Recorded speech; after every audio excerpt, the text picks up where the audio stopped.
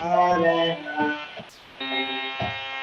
Hare Krishna, Hare Krishna, Krishna Krishna, Hare Hare, Hare Rama, Hare Rama, Rama Rama, Hare Hare Krishna, Hare Krishna, Hare Hare, Hare Rama, Hare Rama, Rama Rama, Hare Hare, Krishna, Hare Krishna, Krishna Krishna, Hare Hare, Hare Rama, Hare Rama, Rama Rama, Hare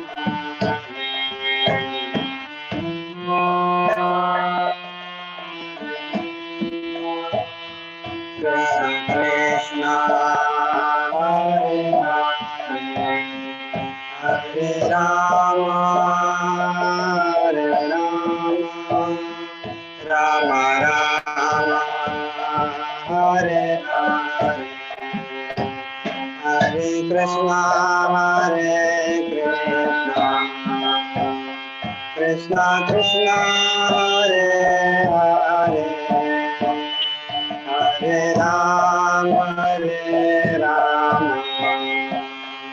Rama Rama, Hare Hare.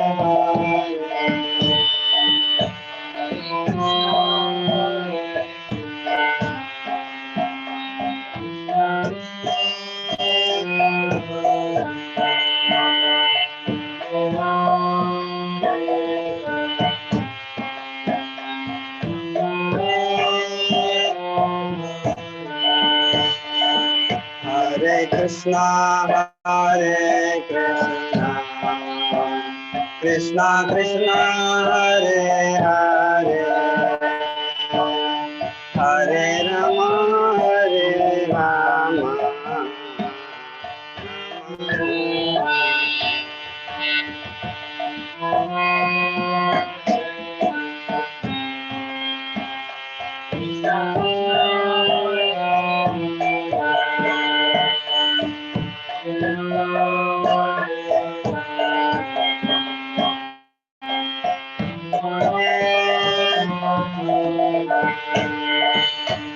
Hare Krishna, Hare Krishna, Krishna Krishna, Hare Hare, Hare Rama, Rama Rama, Hare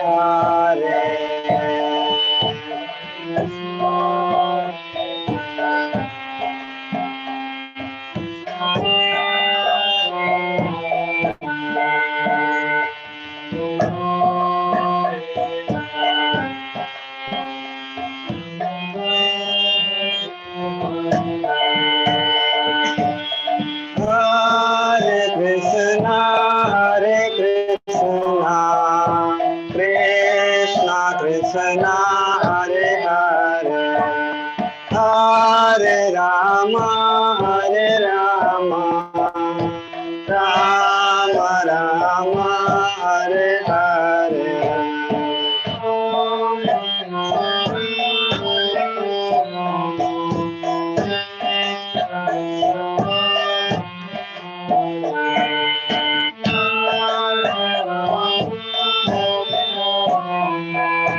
Rama Rama, Hare Hare, Hare Krishna, Hare Krishna, Krishna Krishna, Hare Hare, Hare Rama, Hare Rama, Rama Rama, Hare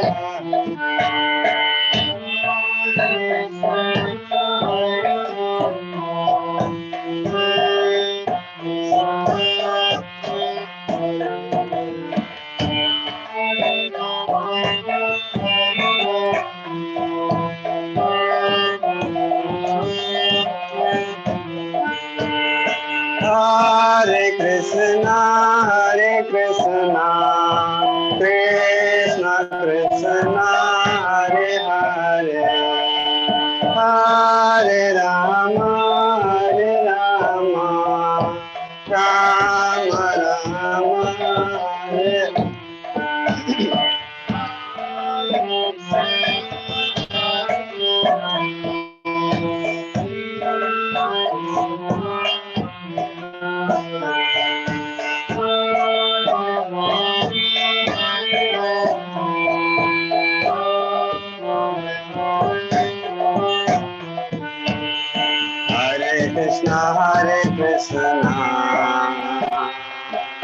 Krishna Krishna, Hare Hare,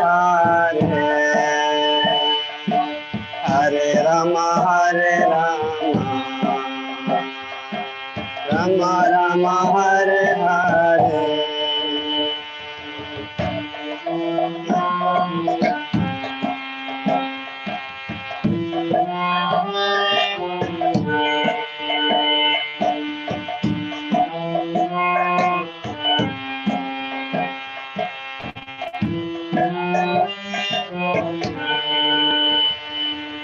Hare Krishna,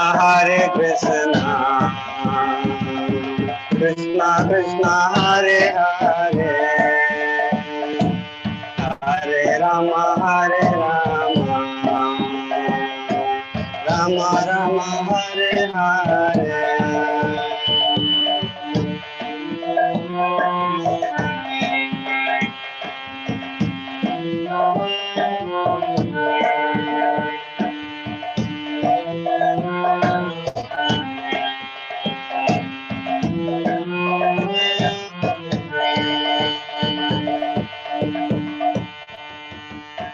हरे कृष्णा।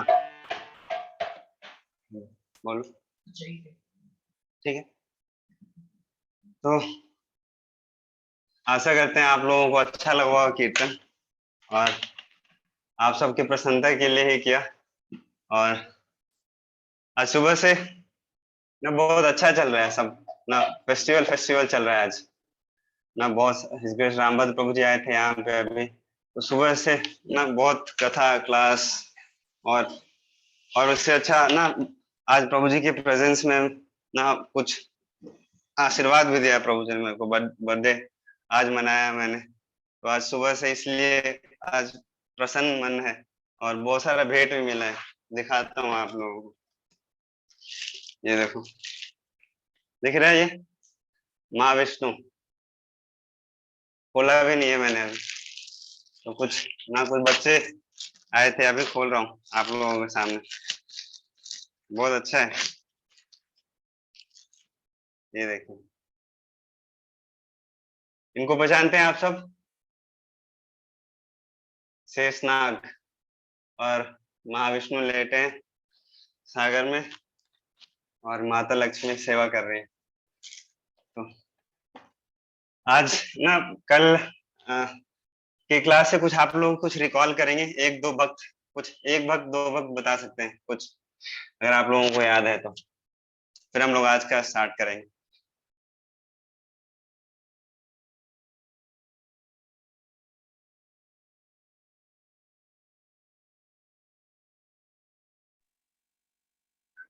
प्रभु जी मैं बताऊं? हरे कृष्णा प्रभु जी, हरे कृष्णा।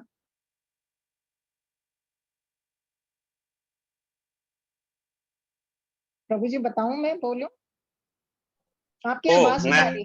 मैं mute हो गया था ना, तो हाँ हाँ जी, हाँ जी। बोलिए मैं बोलिए। बताऊं प्रभु जी? हरे कृष्णा प्रभु जी। कल की क्लास में जो मुझे कुछ लर्निंग पॉइंट्स लगे वो इस प्रकार हैं।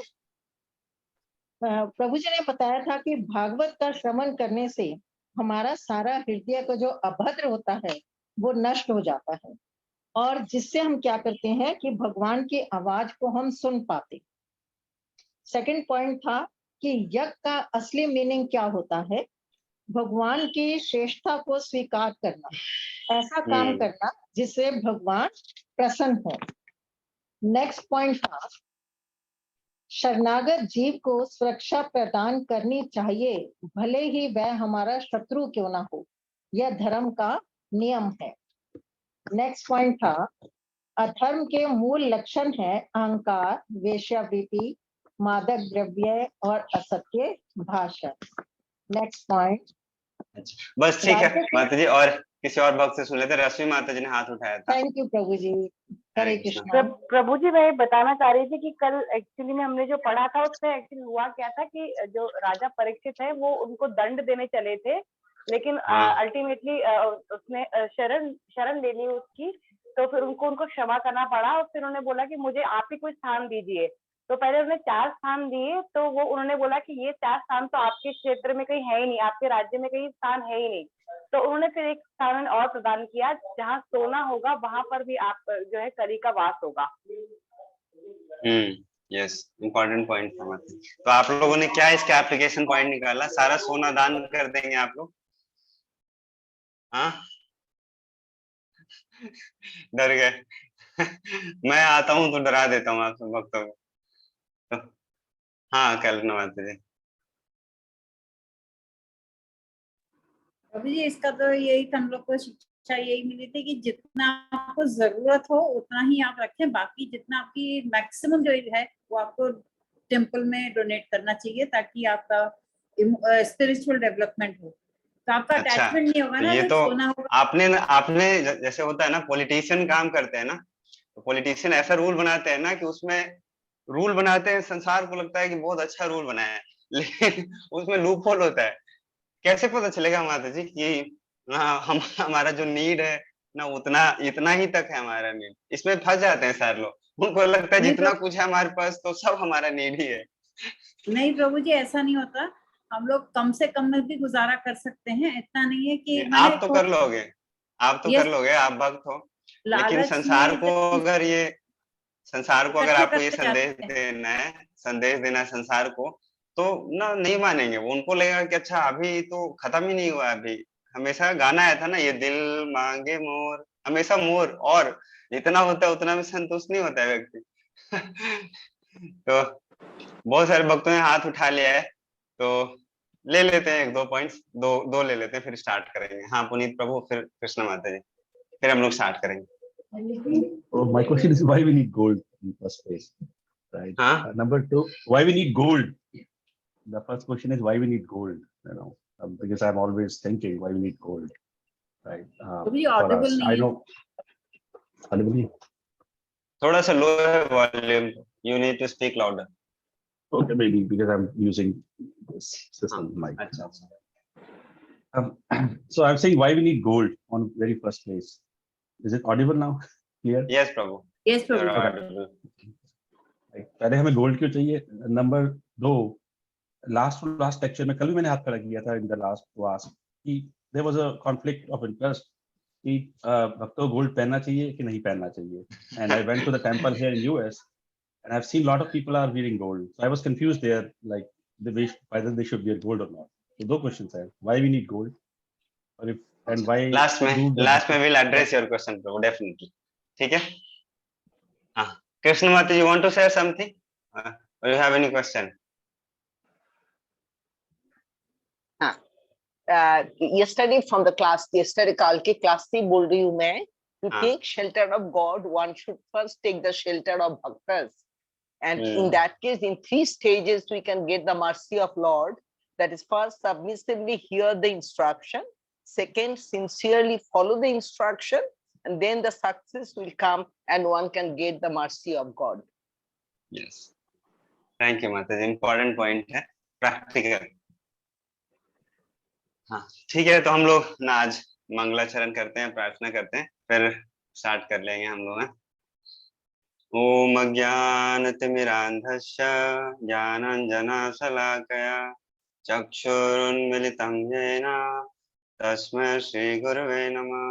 श्रीचैतन्यमनोभीष्टं स्थापितं येन भूतले स्वयं रूप कदा मह्यं ददाति स्वपदान्तिकं।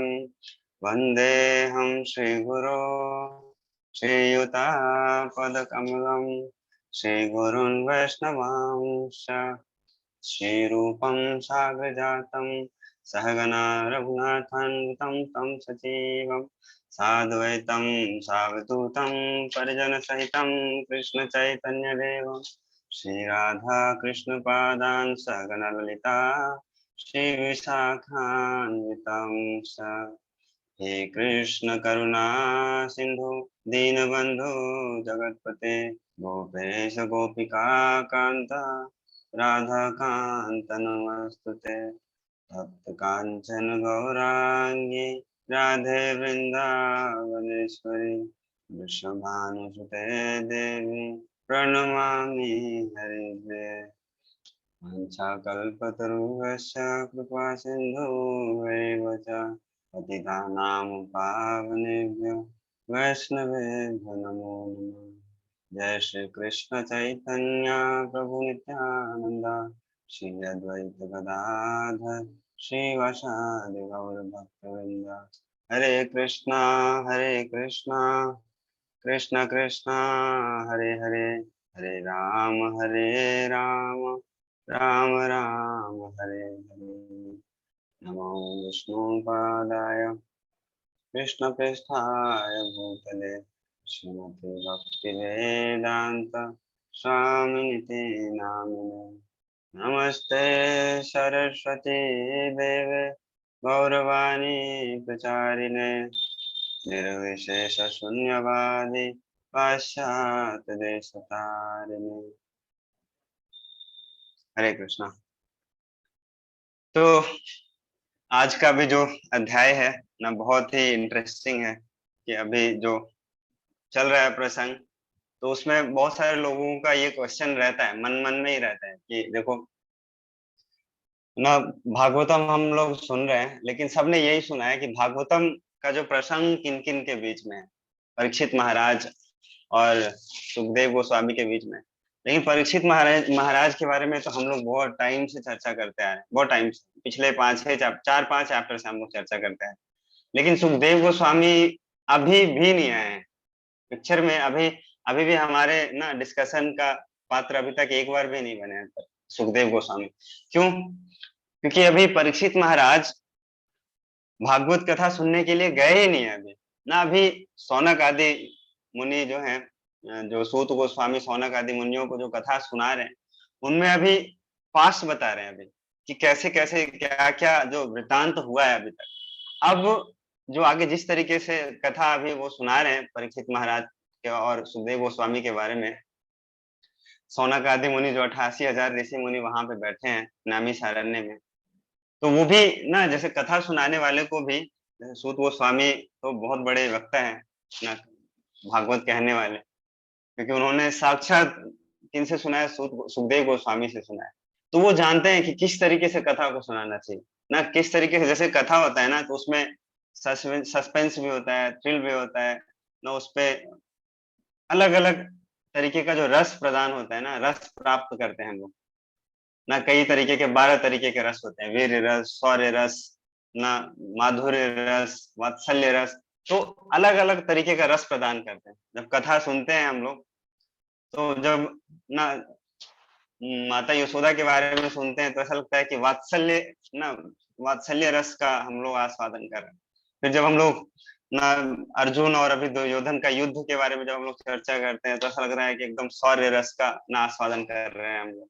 कभी कभी माधुर्य का होता है, कभी ऐसा लगता है कि हास्य का होता है। तो ऐसे ही ना सूत गोस्वामी जानते हैं और वो अलग अलग तरीके से सस्पेंस क्रिएट करके रखते हैं जब कथा सुनाते हैं। ऐसा नहीं होता है, कथा सुनाना भी एक बहुत बड़ा आर्ट है। आर्ट क्या है कि एक तो है क्या, जैसे ना आपको कोई कथा सुना रहा है, आप कथा सुनने गए, रामायण सुनने गए, और एक लाइन से बैठे बैठे उन्होंने कथाकार ने कथा कहना स्टार्ट कर दिया कि ना देखो अयोध्या में कौन थे, दशरथ महाराज बहुत सालों से राज्य कर रहे थे, उनको कोई पुत्र प्राप्ति का सुख ना उनको प्राप्त नहीं हुआ था। तो उन्होंने ना ऐसे पूरा डिटेल बताया, फिर उनको पुत्र प्राप्त हुआ। फिर एक तो ऐसे ही बिना सस्पेंस क्रिएट किए हुए आपको ना पूरा कथा सुना दिया। तो ऑब्वियसली भगवान का कथा हम लोग सुनते हैं तो आनंद तो आता ही है ना। जैसे अब हम लोग जाते हैं कई बार रसगुल्ला खाने जाते हैं, गुलाब जामुन का एग्जाम्पल हमेशा न लेते हैं भक्त लोग। मान लो आप गुलाब जामुन खाने के लिए गए, तो कैसे भी आपको अगर गुलाब जामुन दे दे ना, हाथ में दे, प्लेट में दे ना, छोटा सा कटोरी में दे, कैसे भी दे, अगर आप खाओगे तो आनंद तो आएगा ही, रसगुल्ले का स्वाद तो मिलेगा ही। लेकिन रसगुल्ला का स्वाद और तब आता है जब उसको बढ़िया से काट के उसमें मलाई डाल के, बहुत सारे भक्तों के मुंह में पानी आ रहा है। तो अभी कथा सुनिए अच्छे से ना, कथा में भी बहुत आनंद आएगा आपको।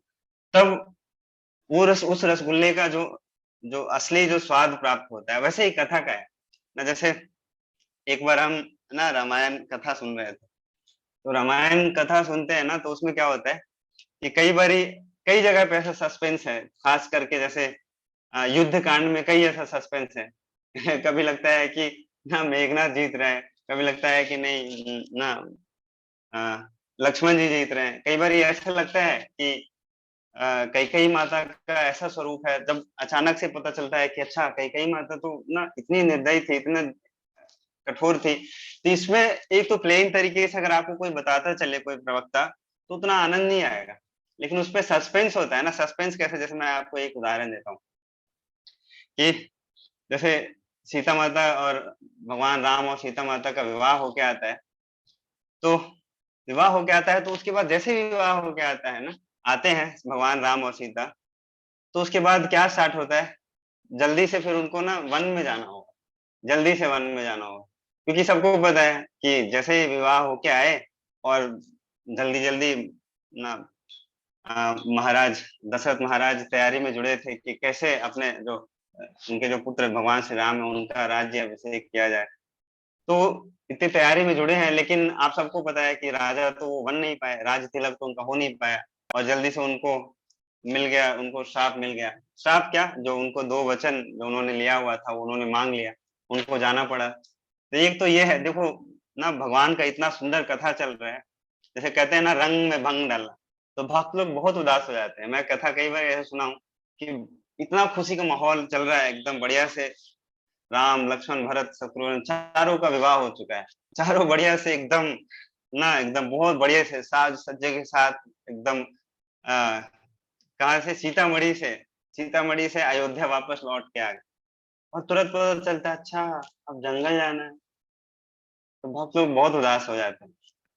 तो कई बार भक्त लोग उसको इस तरीके से सुनाते हैं कथा कि देखो अभी भगवान श्री राम का विवाह हो गया है, अभी अयोध्या में अभी वो विश्राम करते हैं, तब तक ना वो सबको पता है, कथाकार को भी पता है, सुनने वालों को भी पता है कि अब भगवान राम को जाना है कहाँ, जंगल में जाना है।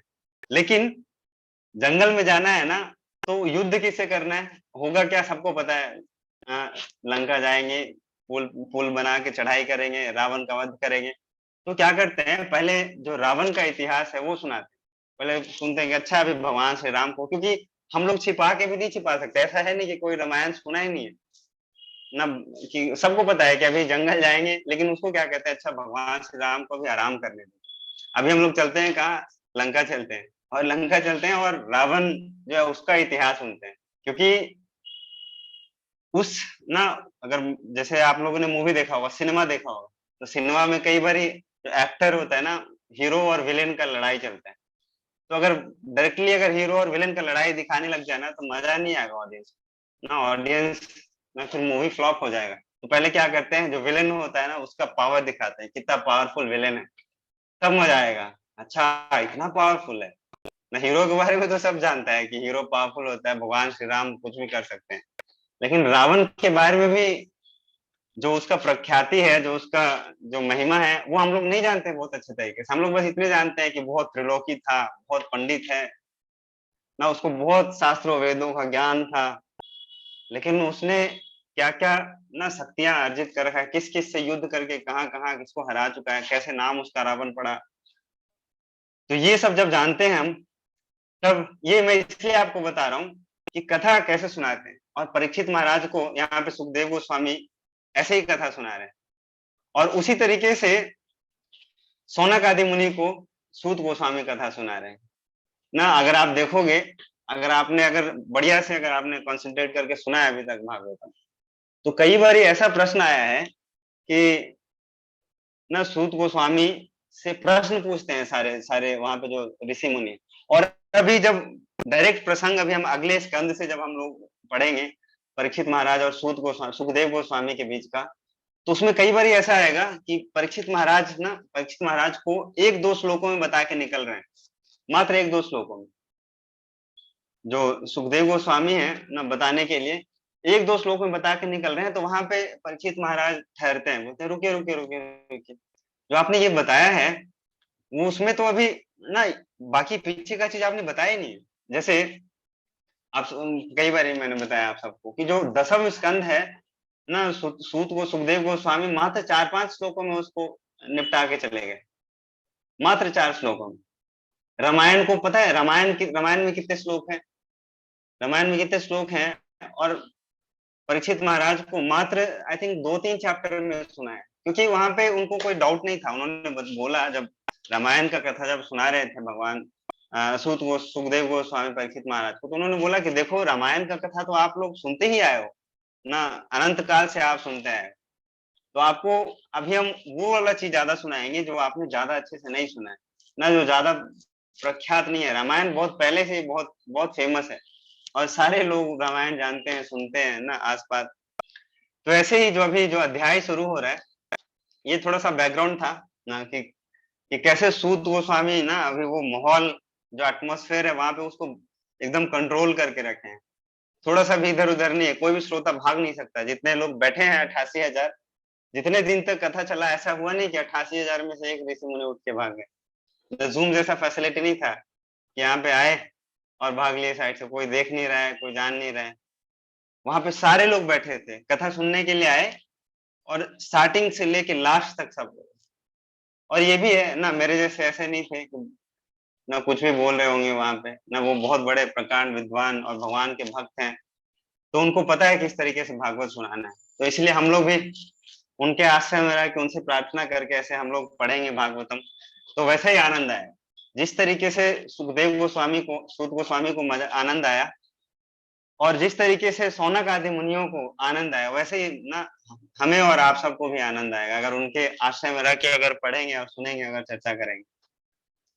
तो ये जो अध्याय है, इसका सारांश अगर यही है कि अभी परीक्षित महाराज ने कली को किस तरीके से ना, उनको दंड भी दिया और उनको उपहार भी दिया। एक तरीके से दंड किस तरीके से दिया कि उनको किसी भी तरीके का गलत कार्य करने का अनुमति नहीं दिया, लेकिन उपहार भी दिया।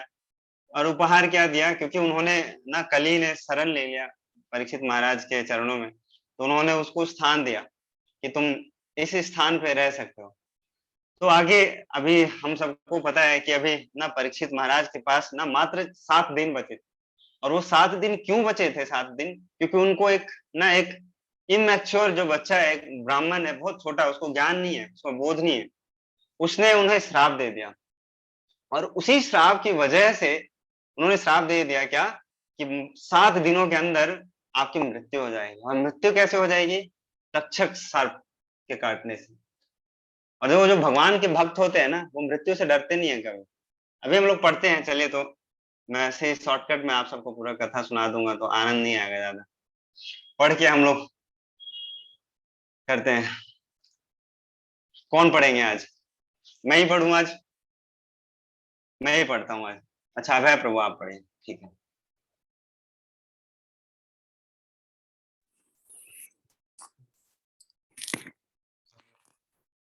श्री सूत गोस्वामी ने कहा, भगवान श्री कृष्ण अद्भुत कार्य करने वाले हैं। उनकी कृपा से महाराज परीक्षित द्रोण पुत्र के अस्त्र द्वारा अपनी माता के गर्भ में ही प्रहार किए जाने पर भी जलाए नहीं जा सके।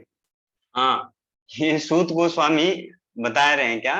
जैसे भगवान श्री कृष्ण के बारे में बता रहे हैं और परीक्षित महाराज के बारे में बता रहे हैं, दोनों के बारे में करते हैं चर्चा। थोड़ा सा और आगे पढ़ लेते हैं हम, थोड़ा सा पर तात्पर्य पढ़ लीजिए, बहुत अच्छा छोटा सा तात्पर्य, बहुत सुंदर सा है, पढ़िएगा। नमी नैमिषारण्य के सारे ऋषि महाराज परीक्षित के अद्भुत शासन के विषय में विशेष रूप से कली को दंडित करने तथा अपने राज्य में उसे कोई भी हानि न पहुंचाने के लिए पूर्ण रूप से अक्षम बनाने के प्रसंगों के आश्चर्यचकित रह गए। सूत गोस्वामी भी महाराज परीक्षित के अद्भुत जन्म तथा मृत्यु का वर्णन करने के लिए कम आतुर न थे। और ये श्लोक नैमिषारण्य के ऋषियों की उत्कंठा बढ़ाने के लिए सूत गोस्वामी ने क्या सुनाया? हाँ, आगे अगला श्लोक भी पढ़ लेते हैं हम लोग। अगला श्लोक कौन पढ़ेंगे? अजीत प्रभु, थोड़ा शक्ति के साथ पढ़िएगा, ऐसे कि जो सारे भक्त हैं वो सोए नहीं और ध्यान पूर्वक सुने। हरे कृष्ण प्रभु जी। हाँ।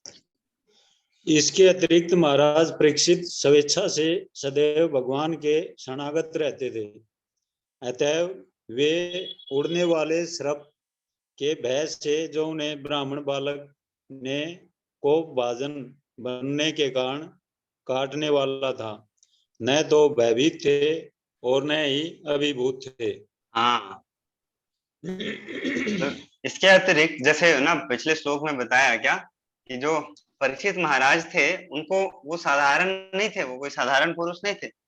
उनको स्वयं भगवान ने ना उनकी माता के गर्भ में जाके उनको रक्षा किया था। ना वो जल सकते थे, जो ब्रह्मास्त्र चलाया था ना द्रोणाचार्य के जो पुत्र हैं उन्होंने, तो उनको जाके अंदर से बचाया था। और इसलिए ना भगवान का भी गुणगान करें साथ में कि भगवान ना छोटे मोटे कार्य करने वाले नहीं है, भगवान बहुत बड़े कार्य करते हैं।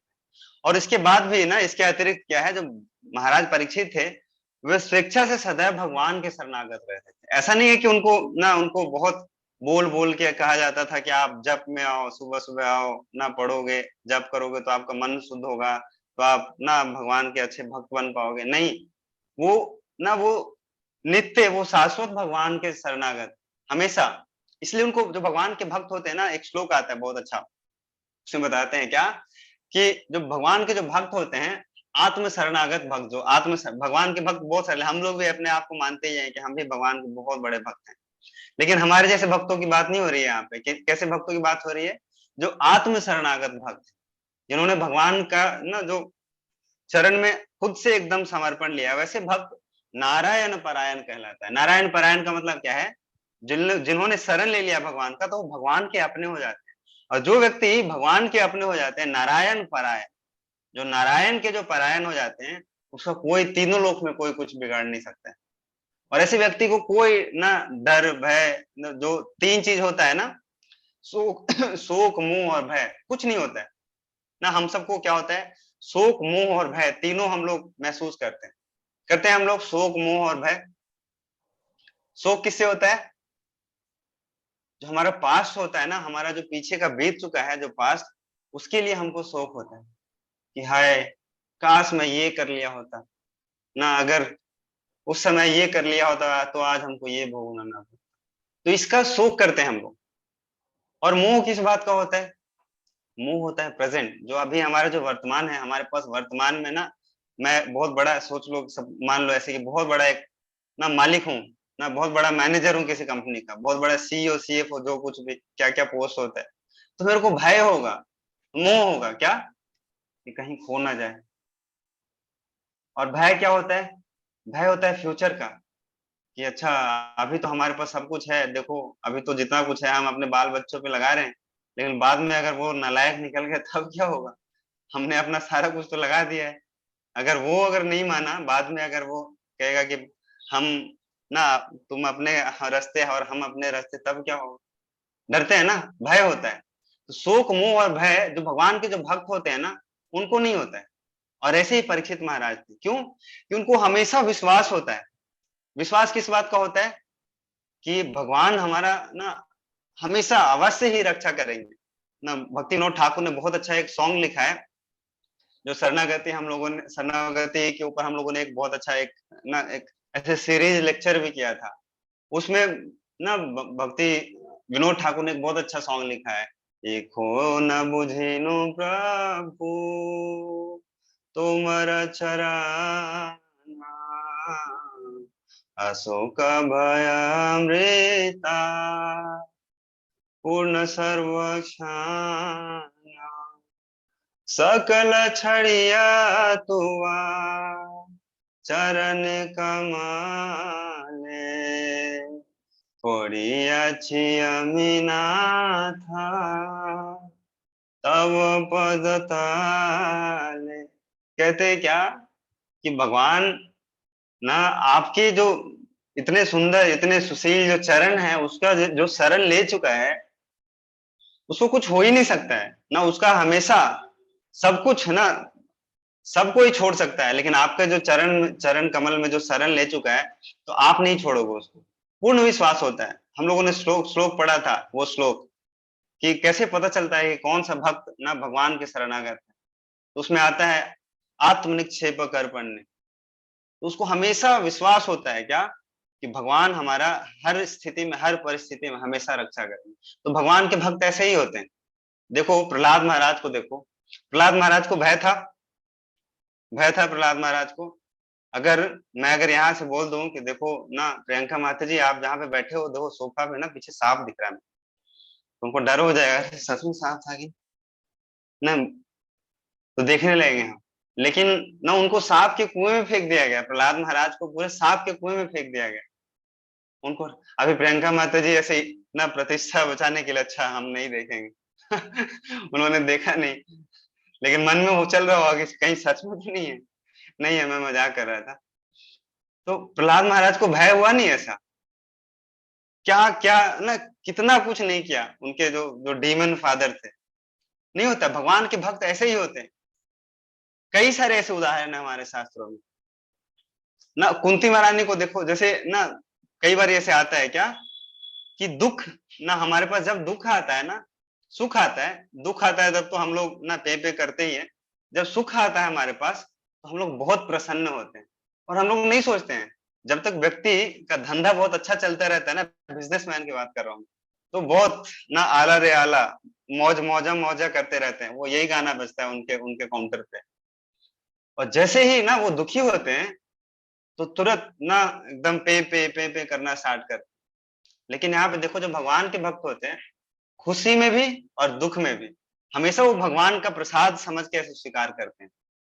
देखो कुंती महारानी का प्रार्थना हम लोगों ने बहुत डिटेल में, मतलब अभी तक का मेरे को लगता है सबसे ज्यादा डिटेल में कुंती महारानी का प्रार्थना हम लोगों ने पढ़ा है। कुंती महारानी को कितना दुख आया ना, एक माँ के एंगल से देखिए आप सब लोग। कुंती महारानी एक माँ है, और आप लोग भी सोचिए कि ना हम भी माँ हैं ऐसे, और उनका उनके पहले तो उनके पति चले गए, पति तो चले गए, उनका साम्राज्य हड़प लिया गया, उनका साम्राज्य भी हड़प लिया गया, साथ में उनको एक्सेप्टेंस भी नहीं मिला, वहां पे एक्सेप्टेंस भी नहीं मिला, और उनको घर से भगा भी दिया गया दुत्कार के, ना कि एक ना सुई के नोक के बराबर भी जमीन नहीं देंगे। और भगा तो दिया, ठीक है भगा दिया, अपने ना घर में नहीं रहने दिया, उसको हिस्सा नहीं दिया, भगा दिया, लेकिन उसके बाद भी उसको चैन नहीं है दुर्योधन को। अब भी चाह रहा है क्या कि जहां भी रहोगे तुम, हम ना तुमको शांति से नहीं जीने देंगे, मारने का प्रयास कर रहे हैं। और कुंती महारानी ना, मैं बता रहा हूँ कुंती महारानी के पर्सपेक्टिव से सोचिए आप सब। और इतना ही नहीं, उसके बाद भी क्या है कि सब कुछ होने के बाद कितना कष्ट हुआ, कितना दुख हुआ ना, जलाने का कोशिश किया गया ना, विष देने का प्रयास किया गया उनको ना, उनका सजा बढ़ाने का प्रयास किया गया, लेकिन हर क्षण हर पल कुंती महारानी क्या कर रही थी, भगवान से प्रार्थना कर रही थी। सुखे दुखे ना जो भी होता है सब आपकी कृपा से होता है। विपदा संतु ता शाश्वत तत्र तत्र जगत गुरु, ऐसा प्रार्थना कर रही है कुंती महारानी। हम लोग क्या करते हैं, हम लोग एक ही गाना गाते हैं, सुख संपत्ति घर आवे कष्ट मिटे तन का। हम लोग एक ही गाना गाते हैं हमेशा, सुख संपत्ति घर आवे कष्ट मिटे तन का, ओम जय जगदीश हरे। अगर सुख और संपत्ति और कष्ट मिट रहा है तन का, तब तो ना हम करेंगे ओम जय जगदीश हरे, नहीं तो जा जगदीश अपना घर। फिर हम अगर इतना कुछ नहीं मिल रहा है, घर में सुख नहीं आ रहा है, घर में संपत्ति नहीं आ रहा है, हमारे ना तन के कष्ट दूर नहीं हो रहे हैं, तो फिर हम जय जगदीश हरे नहीं करते हैं, फिर हम कहते जगदीश जाइए अपने घर जाइए। लेकिन कुंती महारानी से सीख सकते हैं हम तो, क्या प्रार्थना कर रही है, ऐसा प्रार्थना कर रही है कि ना एक जो सन्यासी जीवन जीने वाला व्यक्ति भी ना सीख ले सकता है। विपदा संतु ता शाश्वत तत्र तत्र जगत गुरु, मतलब कह रही है क्या, बहुत प्रसिद्ध है ये प्रार्थना, ये जो कुंती महारानी का प्रार्थना है पूरे शास्त्रों में, पूरे शास्त्रों में बहुत प्रसिद्ध है। कुंती महारानी का प्रार्थना, गजेंद्र का प्रार्थना, ब्रह्मा जी का प्रार्थना। दुख मांग रही है कैसे कि जो दुख है, जैसे कृष्णा बुक पढ़ा है आप सबने, कितने भक्तों ने कृष्णा बुक पढ़ा है, बहुत कम भक्तों ने पढ़ा है। तो कृष्णा बुक में प्रभुपाद ने लिखा है क्या कि जो भगवान के जो शुद्ध भक्त होते हैं ना, अगर एक समय ऐसा हुआ था कि ना युद्ध का स्थिति चल रहा था, प्रभुपाद जब थे यहाँ पे संसार में, जब वो प्रचार कर रहे थे, तो भारत पाकिस्तान के बीच में भी और भारत बांग्लादेश के बीच में भी युद्ध का ऐसा स्थिति चल रहा था। तो प्रभुपाद ने बोला क्या कि जो भगवान का जो शुद्ध भक्त होता है, अगर बॉम्ब भी अगर उसके सामने आ रहा है ना, किसी ने दुश्मन देश ने बॉम्ब फेंक दिया सपोज करो ना, और अभय प्रभु के सोफे के बगल में गिर गया वो, और अभय प्रभु देख रहे हैं कि ना बॉम्ब बहुत जल्दी ही ब्लास्ट करने वाला है, तो प्रभुपाद ने लिखा है क्या कि जो भगवान के शुद्ध भक्त होते हैं, ऐसी स्थिति में उस बॉम्ब को क्या मानता है कि भगवान का प्रसाद है। बहुत सारे भक्त सोच रहे होंगे अच्छा भक्त लोग मूर्ख तो होते हैं, मूर्ख होते हैं क्या? लेकिन ना अपने अपने श्रद्धा के ऊपर है, जिसको जितना फेथ है उसके हिसाब से, अगर उसको ना उस व्यक्ति को भगवान का पूर्ण शरणागत है तो सच में वो उसके लिए प्रसाद है। सच में ना कोई भी कैसा भी स्थिति हो तो वो भगवान का प्रसाद होता है भक्तों के लिए। हम लोग उस स्थिति से नहीं देख पाएंगे, हम लोग देखेंगे तो क्या लगेगा, अरे एक नंबर का मूर्ख व्यक्ति है, उसको भागना चाहिए ना वहां से।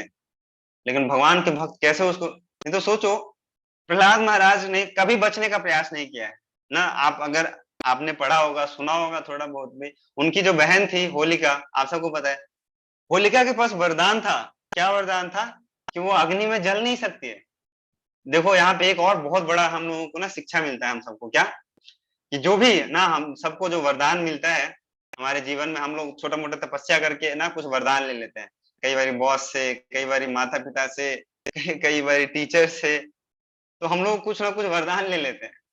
कई बार हम लोग देवी देवताओं से भी वरदान ले लेते हैं, कुछ तपस्या करके, कुछ थोड़ा बहुत करके। तो वो वरदान से हम लोग क्या सोचते हैं, हम लोग ना चौड़े हो जाते हैं फूल के, अब तो हम हैं जो कोई है ही नहीं, अब हम किसी का कुछ भी बिगाड़ सकते हैं।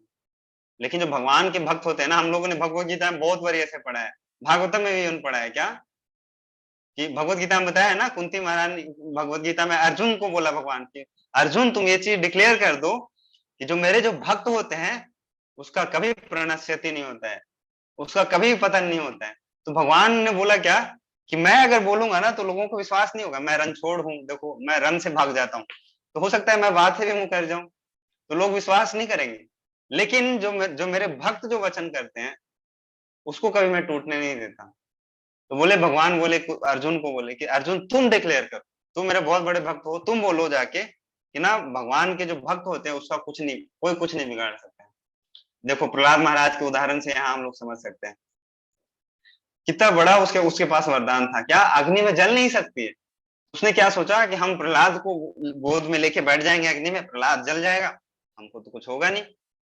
और देखो हुआ क्या, उल्टा हुआ, होलिका जल गई और प्रहलाद को कुछ नहीं हुआ। इससे ये पता चलता है क्या कि ना छोटे मोटी चीजों के पीछे हमको भागने नहीं चाहिए ना, सिद्धि और ये तपस्या, या इनको प्रसन्न कर देंगे तो ये मिल जाएगा, इनको प्रसन्न कर देंगे तो ये मिल जाएगा, उनको प्रसन्न करने से कुछ नहीं मिलेगा।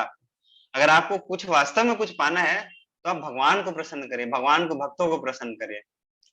तो मैं क्या बता रहा था कि कभी प्रयास नहीं करते हैं वहां से भागने का, जैसा भी सिचुएशन आता है ना उसको भगवान का प्रसाद लेते हैं। लेकिन आप लोग इसको कॉपी मत करिए ना, रोड पे चल रहे हैं सामने से बस आ रहा है तो भगवान का प्रसाद है, हम स्वीकार कर लेते हैं। तो आपको उतना फेथ है नहीं भगवान के ऊपर कि हो सकता है कि वो बस में से ना एकदम हनुमान जी निकलेंगे और अपनी गदा में आपको बिठा के लेके जाएंगे, यह भगवान श्री राम के धाम साकेत धाम अयोध्या लेके जाएंगे। आप हो सकता है दब जाओगे, क्यों? क्योंकि आप कॉपी कर रहे हो। आपने सुन लिया है क्लास में, आपको भगवान पे उतना विश्वास है ही नहीं ना, भगवान का कहना मानते नहीं है हम लोग, वो तो मानते हैं थोड़ा बहुत मान लेते हैं, पूरा नहीं मानते हम। तो इसलिए हम लोगों को शास्त्र जब पढ़ते हैं ना तो कॉपी नहीं करना चाहिए, नकल नहीं उतारना चाहिए, हम लोगों को सार समझना चाहिए।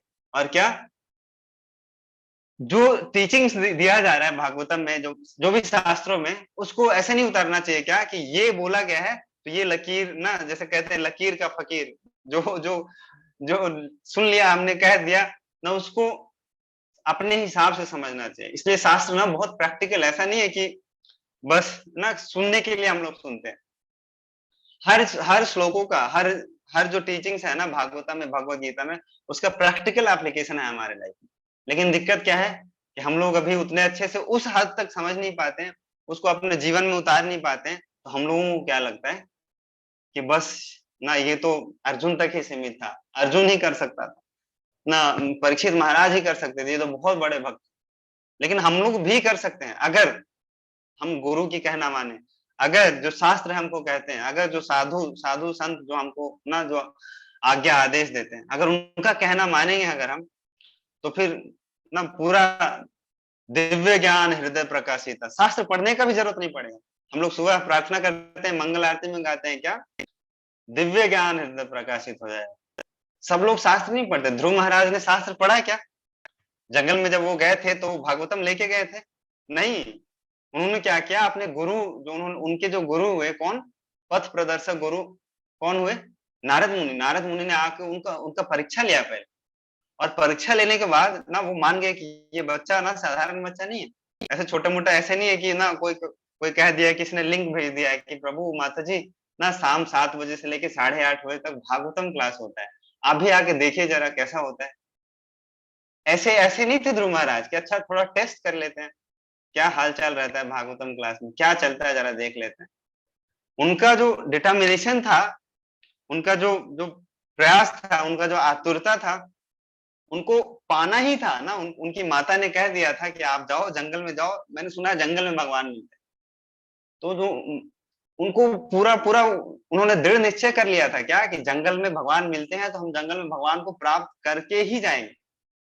और इसलिए जब इतना दृढ़ता देखा, तो गुरु भी कई बार क्या होता है ना, देखते हैं हमारा, हम लोग सब चाहते हैं कि अच्छा प्रभु जी हमारा भी दीक्षा करा दीजिए, दीक्षा होने वाला है मंदिर में, हमारा भी दीक्षा करा दीजिए ना, महाराज का हम भी शिष्य बन जाते हैं, हमको भी दीक्षा दिलाए। तो दीक्षा ऐसे नहीं होता है, गुरु गुरु के पास दीक्षा लेना, गुरु बनाना फैशन नहीं है। बाहर में फैशन चलता है क्या, गुरुजी के पास गए और गुरुजी को ना कुछ दान दक्षिणा दिया, गुरुजी ने मंत्र दे दिया, और गुरुजी ने एक माला पकड़ा दिया, माला पहना दिया, और बोल दिया कि अच्छा आप आज से आप हमारे शिष्य हो, और बीच बीच में आते रहिएगा, और यही ना ये थोड़ा बहुत चढ़ावा चढ़ाते रहिए, और जो करना है करते। ये फैशन चल चुका है आजकल, बहुत मैं देखता हूँ बहुत सारे लोगों का ना फैशन चल चुका है गुरु बनाना। प्रभुपाद इस चीज को लेके बहुत स्ट्रिक्ट थे कि शिष्य जो डिसाइपल बनने से पहले सबसे पहले उसको डिसिप्लिन में रहना चाहिए। इसलिए हम लोग बहुत स्ट्रॉन्ग प्रैक्टिस करते हैं क्या कि सुबह ब्रह्म मुहूर्त में 4:30 बजे उठते हैं ना, सुबह उठ के भगवान का ना नाम का जप करते हैं, गुरु की प्रसन्नता के लिए हम लोग आरती गाते हैं, गुरु अष्टकम गाते हैं सुबह सुबह, वो गुरु की प्रसन्नता के लिए गाते हैं। जब तक आप गुरु को नहीं प्रसन्न करोगे तो भगवान कैसे प्रसन्न होते हैं? भगवान तो डायरेक्ट तो हम पहुंच नहीं पाएंगे भगवान के पास, गुरु ही वो माध्यम है जो हमको भगवान तक पहुंचाते हैं। तो ये जो श्लोक है, श्लोक से हम चर्चा कर रहे थे क्या कि कैसे जो भगवान के भक्त का क्या महिमा होता है ना। जैसे इसमें बहुत इंपॉर्टेंट पॉइंट है क्या कि महाराज परीक्षित ऐसे ऐसे शुद्ध भक्त सच में थे, उन्हें एक अनुभवहीन ब्राह्मण बालक ने त्रुटिवश श्राप दे दिया। जो बालक था, जो वो जो ऋषि थे, श्रृंगी ऋषि का जो बालक था छोटा सा, वो क्यों दे दिया था ऐसा बताया जाता है क्या, क्योंकि वो कली के वशभूत था। और महाराज परीक्षित इस श्राप से ना वो परेशान हुए नहीं, उन्होंने इसको नारायण के द्वारा प्रेषित समझा। हम इसी चीज को चर्चा कर रहे थे, इसी चीज को, कैसे भगवान के जो भक्त होते हैं हर एक स्थिति हर परिस्थिति वो क्या सोचते हैं कि नारायण द्वारा प्रेषित है। दुख भी आ रहा है तभी भगवान का कृपा है, सुख भी आ रहा है तभी भगवान का कृपा है। तो ऐसे अगर हम लोग अगर मानते हैं, तब जैसे भगवत गीता में एक श्लोक आता है ना, वही व्यक्ति संभाव हो सकता है, और जो व्यक्ति संभाव होगा वही व्यक्ति भगवान को प्रसन्न कर सकता है। श्लोक आता है ना, मात्रा स्पर्श तु कौन्तेय शीतोष्ण सुख दुखदा आगम पायनो नित्य तम तितिक्ष भारता। क्या? मात्रा स्पर्श तु कौन्तेय, शीत उष्ण, ना सर्दी गर्मी, ना दिन रात आता है जाता है, लेकिन क्या होता है, एक जो धीर पुरुष होता है, धीर व्यक्ति होता है, वो क्या करता है, हर स्थिति हर परिस्थिति में क्या होता है, संभाव होता है। और ये इनडायरेक्टली भगवत गीता में भगवान ने दूसरे अध्याय में ही एक भक्त का लक्षण बताया है। और ये यहाँ पे देखो भागवतम में आके ना, हर एक भगवत गीता का जो श्लोक है, हर श्लोक सिद्धांत है, और हर उन सिद्धांतों का एप्लीकेशन यहाँ भागवतम में भगवान और भगवान के भक्तों के बीच में देख सकते हैं। आप देखिए यहाँ पे परीक्षित महाराज के जीवन से हम लोग यहाँ पढ़ सकते हैं। ऐसा जो भक्त होता है, भक्त कभी भगवान की इच्छा के विरुद्ध नहीं जाता है। भगवान भगवान द्वारा भेजी गई कोई भी वस्तु भक्त के लिए वरदान होता है ना। जैसे एक और बहुत अच्छा सॉन्ग है ना, शरणागति, एक एल्बम है, एल्बम का मतलब कलेक्शन है, जहां सिर्फ भक्ति विनोद ठाकुर ने बहुत अच्छे अच्छे सॉन्ग लिखे हैं, बहुत अच्छे अच्छे। शरणागति कैसे ना भगवान के शरण में जाते हैं तो क्या क्या जो हमारे जो सिम्टम्स होते हैं कैसे प्रतीत होता है, भक्त क्या क्या इच्छा आशा अभिलाषा क्या करता है। बहुत अच्छा सॉन्ग है।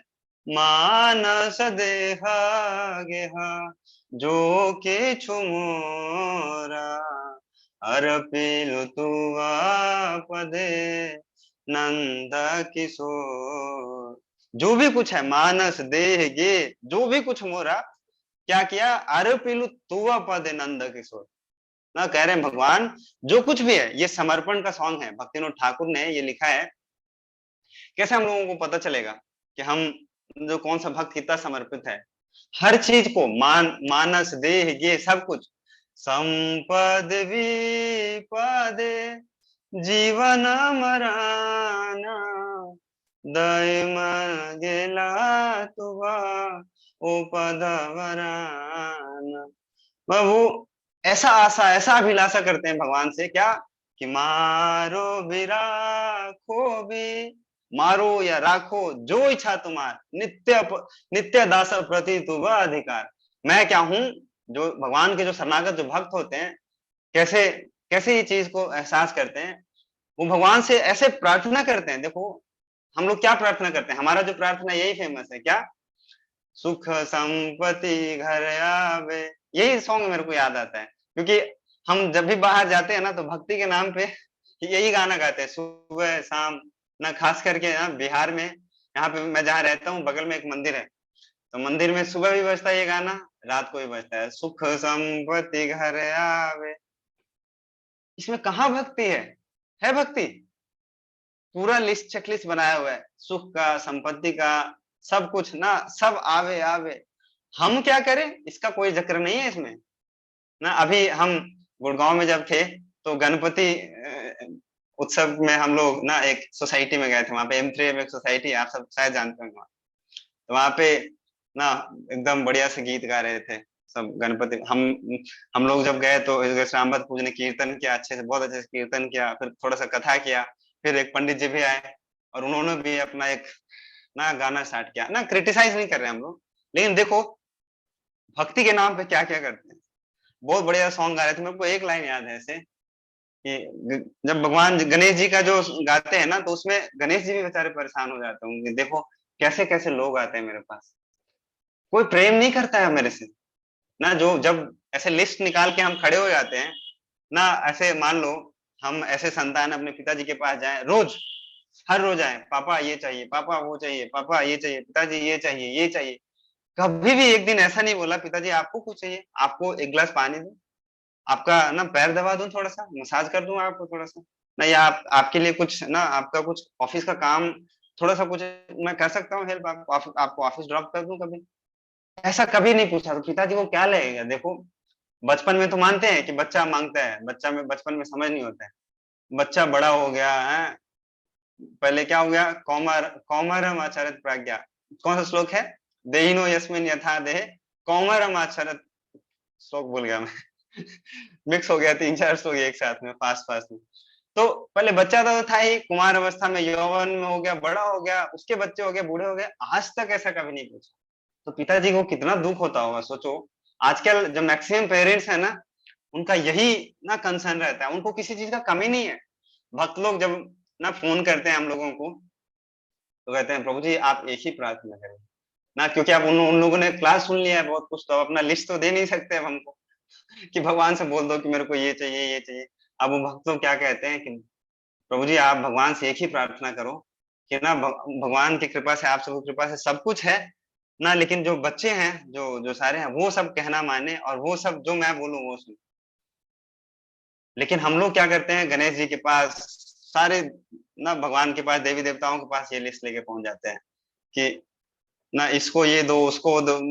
गणेश जी वाला सॉन्ग याद है आप में से किन्हीं को, कि अंधे को आंख दो, निर्धन को माया, ऐसे सॉन्ग में है भाई निर्धन को माया दे के उसको क्यों फंसाना चाहते हो आप? गणेश जी ने नहीं चाहा है कि हम निर्धन को माया ही दे दे, और माया दे के फिर एक तो ऐसे ही बेचारा निर्धन है, ऐसे इंद्र तृप्ति नहीं कर सकता है, तो उसको माया दे के उसको फंसा ही दो माया में। तो जब मैंने ये लाइन सुना, मेरे को लगा देखो गणेश जी को कैसे अच्छा लग सकता है, ये लाइन कैसे अच्छा लग सकता है कि सब प्रार्थना कर रहे हैं कि इसको वो दो, पता नहीं मेरे को याद नहीं है पूरा, लेकिन ये लाइन है उसमें कि निर्धन को ना ना अंधन को आंख दो, किसको काया और निर्धन को माया। आप सोचो अब क्या ही बोले इस बात पे। तो ना तो यहाँ पे जो ये सॉन्ग है, ये मैं सॉन्ग गा रहा था कि भक्त लोग ऐसा अभिलाषा करते हैं क्या कि आप चाहे भगवान मारो चाहे आप राखो ना, जब हमने अपना जीवन समर्पित कर ही दिया है आपके चरणों में, तो हमारा कुछ है ही नहीं ना। आप ये जो क्या कहते हैं उसको, आप सुसाइड भी नहीं कर सकते ना, आत्महत्या करने की बात कई सारे लोग करते हैं, लेकिन भक्त लोग ये भी नहीं सोच सकते कि हम आत्महत्या कर लेते हैं। अगर हमको बहुत ज्यादा दुख हो रहा है, कष्ट हो रहा है, तो आत्महत्या कर लेते हैं, नहीं कर सकते। क्यों? क्योंकि आपका जो ये शरीर है, जो आपको जो ये मिला है, अब ये आपका नहीं है। आपने गुरु को समर्पण कर दिया है अगर, या भगवान को जिनको भी किया है, तो ये तो शरीर आपने उनको दे दिया ना। फिर आप कैसे सोच सकते हो कि ये शरीर मेरा है ना, प्रभु जी मेरे को बहुत कष्ट होता है तो हम ये कर लेंगे, खुद से कुछ ना कुछ अपना मनोधर्म, जैसे भगवत गीता पढ़ रहे थे ना हम, तो तपस्या 3 गुण में होता है, एक तो सतोगुण में भी करते हैं, रजोगुण में भी करते हैं, तमोगुण, ये तमोगुणी तपस्या है सारा कुछ ना। खुद से ये कर लिया कि प्रभु जी हमारा ये नहीं हो रहा था, तो हमने ये सोच लिया है कि पूरा पूरा हर एकादशी निर्जला करेंगे ना, पूरा पूरा कार्तिक महीने हम 4 बजे उठ के एकदम कात्यायनी व्रत करेंगे, भगवान श्री कृष्ण को पति के रूप में प्राप्त ही कर लेंगे 1 महीने में एकदम पूरा बढ़िया से, कुछ भी। लेकिन आपने अगर जो मैं बताने का ये मेरा मतलब था, पूरा आशय ये था इस पूरा उदाहरण का क्या, कि भक्त लोग ऐसा कभी नहीं सोचते कि ये शरीर भी मेरा है, धन संपत्ति ना, बाकी तो दूर, बहुत दूर दूर की बात है, बहुत दूर दूर की बात है, अपना शरीर के बारे में भी। जैसे एक ऐसे बहुत अच्छा कथा आता है हमारे शास्त्रों में, भगवान श्री चैतन्य महाप्रभु जब नवद्वीप में रह रहे थे, और नवद्वीप से जब वो चले गए थे संन्यास लेने के बाद, जगन्नाथपुरी चले गए थे, तो उस समय पे ना उनके जो शिष्य, मुख्य शिष्य में से ना जो गोस्वामी रहे हैं, सनातन गोस्वामी और रूप गोस्वामी, उसमें जो सनातन गोस्वामी है ना, वो बहुत प्रसिद्ध हैं इस चीज को लेके कि बहुत बहुत विनम्र हैं, बहुत ज्यादा विनम्र। जो ये श्लोक हम पढ़ते हैं ना, तृणादपि सुनीचेना तरोरपि सही सुना, अमानिना मान देना कीर्तनिया सदा हरि। ये श्लोक को चैतन्य महाप्रभु कहते हैं क्या, कि जैसे कुत्ता मालिक का पट्टा अपने ना गले में लगा के रखता है, ऐसे ही भक्तों को ना ये वाला जो श्लोक का ना ये कंठी वाला बना के पहन लेना चाहिए। जब तक आप तृणादपि सही सुना नहीं होगे, सुनीचे ना तरोरपि सही सुना, तब तक आप कीर्तनीय सदाहरि नहीं कर सकते। और इसके साक्षात मूर्तिमान थे कौन?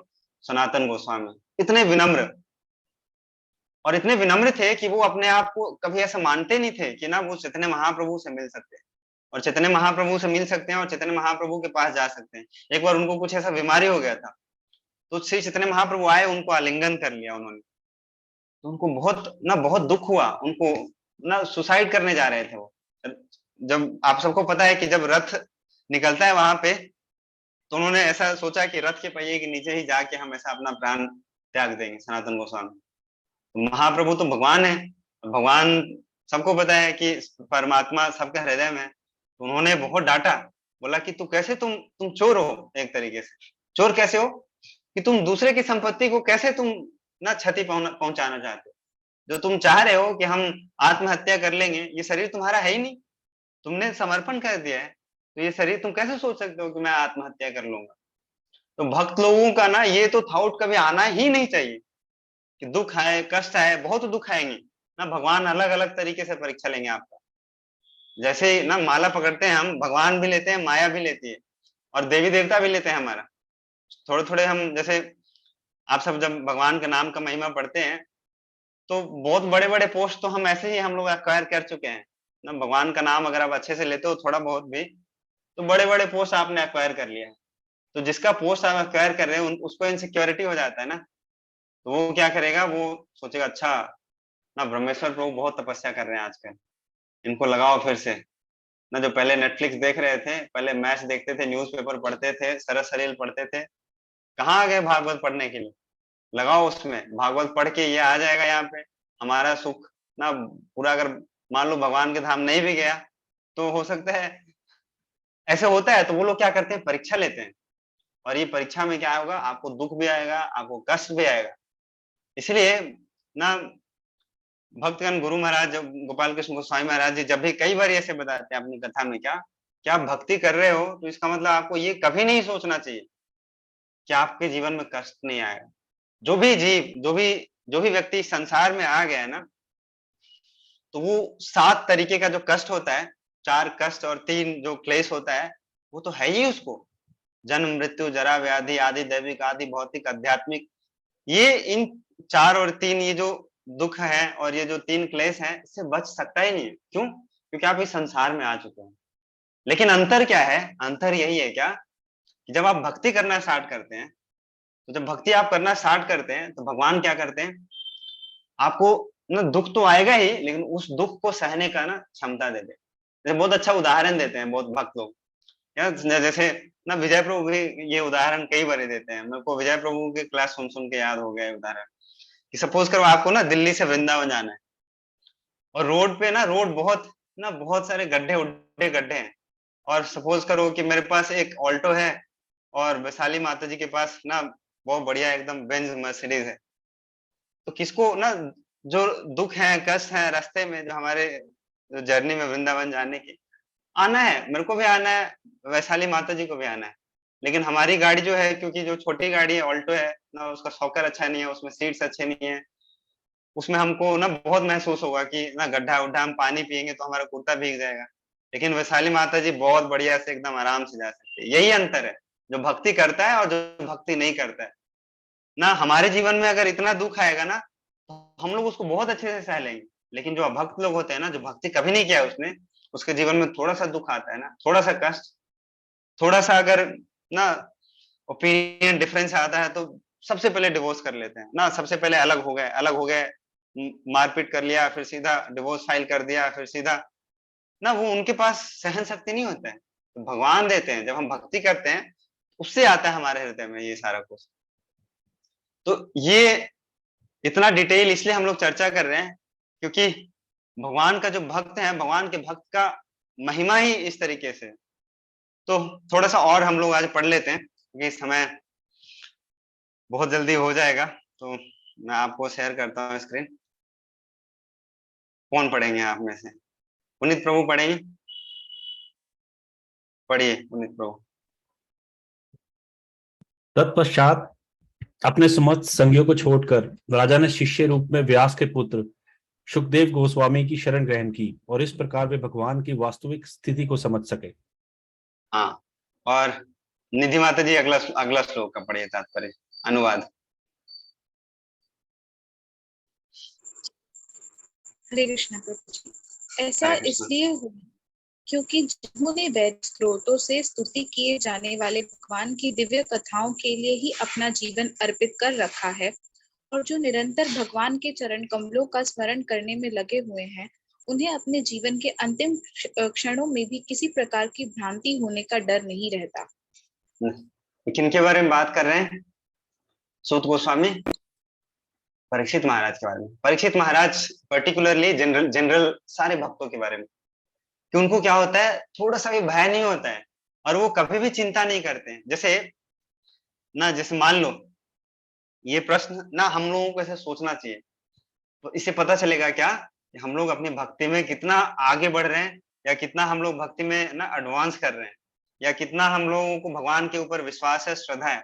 ऐसे पूछना चाहिए हम लोगों को, अपने से पूछना चाहिए कि ना ऐसे सपोज पता चले कि हमारे जीवन में बस 5 दिन बचे हैं, 7 दिन बचे हैं। परीक्षित महाराज की जगह पे अपने आप को रख के देखिए, मात्र 7 दिन बचे हैं। तो आपके विश लिस्ट में वो कौन कौन से एक्टिविटीज होंगे, कौन कौन से एक्टिविटीज होंगे? कोई बताना चाहेंगे आप में से?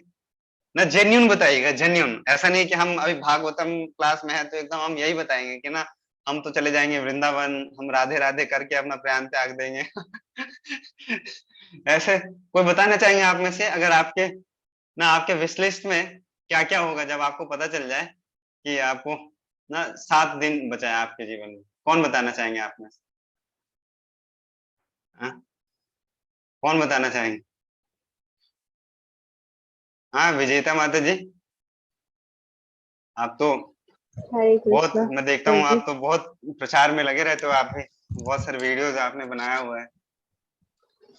यस प्रभु जी, अपने शिक्षा गुरु के आदेश से थोड़ी बहुत कर लेती हूँ। हाँ, आपने जो क्वेश्चन पूछा उसका आंसर मैं दूं तो अगर मुझे पता चला कि मेरा लास्ट टाइम 7 दिन है तो 16 राउंड से डायरेक्ट तो 32 और ऐसा हो जाएगा। हियरिंग ज्यादा से ज्यादा हो जाएगा प्रोपा जी का लेक्चर। एंड फोन तो मैं छोड़ ही दूंगी, फोन का कोई अच्छा नामो निशान नहीं है। मतलब धाम में, पूरी धाम में तो वैसे ही हूँ, पूरी धाम में ही मैं मतलब ज्यादा से ज्यादा तुलसी महारानी के सामने चैंटिंग करने की कोशिश करूंगी। फैमिली के साथ बहुत ज्यादा कन्वर्सेशन, किसी के साथ भी बहुत ज्यादा कन्वर्सेशन नहीं, मतलब फुल टाइम डेडिकेट कृष्णा को। लास्ट टाइम में जैसे हमारे लास्ट मोमेंट में अंत्य नारायण आना चाहिए मुंह में, इतना ही मेरा अच्छा, रहेगा। यस, यस चलिए बहुत अच्छा, आप बहुत अच्छे भक्त हैं।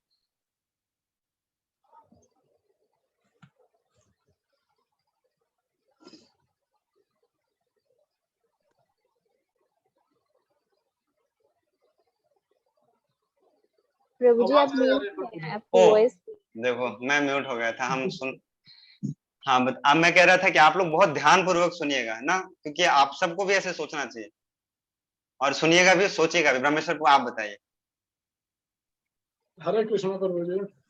हाँ मैं तो इस्कॉन टेम्पल में आके रह जाऊंगा। अच्छा, और आप, आपके सुबह बच्चों से का क्या शाम होगा? तक। क्या प्रभु जी? बच्चों का क्या होगा फिर? बच्चों का क्या, जब मेरे को मालूम हो गया है 5 दिन में तो शरीर त्यागना है, तो जितना जल्दी भक्तों का संग मिल जाए, जो पढ़ा है उसका एप्लीकेशन तो करूंगा। तो सबसे उपयुक्त स्थान तो महाराज तो चले गए गंगा के किनारे, मैं तो इस्कॉन टेम्पल में जाकर सुबह से शाम तक 4:30 से 10 बजे तक भक्तों के शरण में सुनता रहूंगा अच्छा सर्वम कीर्तन। अच्छा, जी तो अब मैं ये आप लोगों से, देखो बहुत अच्छा पॉइंट उठाया आपने। जी अब मैं आप लोगों से बहुत ना अच्छा प्रश्न पूछता हूँ। जब जैसे आप लोगों को जैसे बोला है ना विजेता माता जी ने, ब्रह्मेश्वर प्रभु ने, कि जब 5-7 दिन बचेंगे हमारे पास, तो हम ना सबको, घर परिवार को सबको भूल के एकदम बढ़िया से एकदम तुलसी महारानी के सामने बैठ के जप करेंगे ना, बढ़िया से फोन वोन हटा ही देंगे, हम स्कॉन मंदिर में चले आएंगे। अभी मैं अगर आपसे पूछूं कि आपको पता है कितने दिन आपके पास बचे हैं?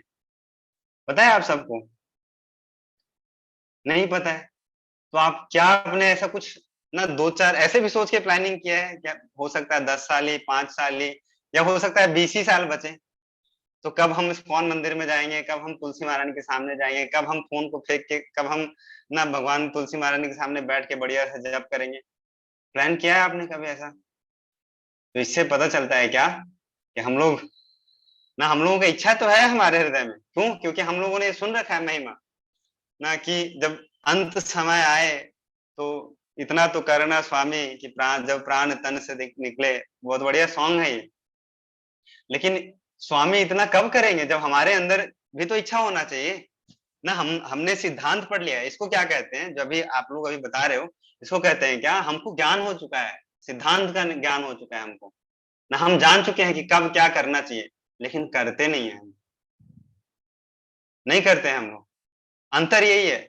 आप सबको सच में, आप सब लोग सच में करोगे अगर आपको ऐसा आकाशवाणी हो जाए ना कि ना प्रियंका माता जी, आपके पास बस ना 1 साल बचे हैं आपके पास, 1 साल में जो कुछ भी करना है कर लो, फिर आपको ना उसी के हिसाब से पता चलेगा कि आपको हम कहाँ लेके जाएंगे। 14 भुवन भुवन लोके में कहाँ लेके जाएंगे? जन लोक में जाएंगे, कि तप लोक में जाएंगे, कि स्वर्ग लोक में जाएंगे, कि महर लोक में जाएंगे, कि ब्रह्म लोक में जाएंगे, कि सत्य लोक में जाएंगे, कि भगवान के धाम जाएंगे? तो जब आपको पता चल जाएगा ना, तब आप करोगे।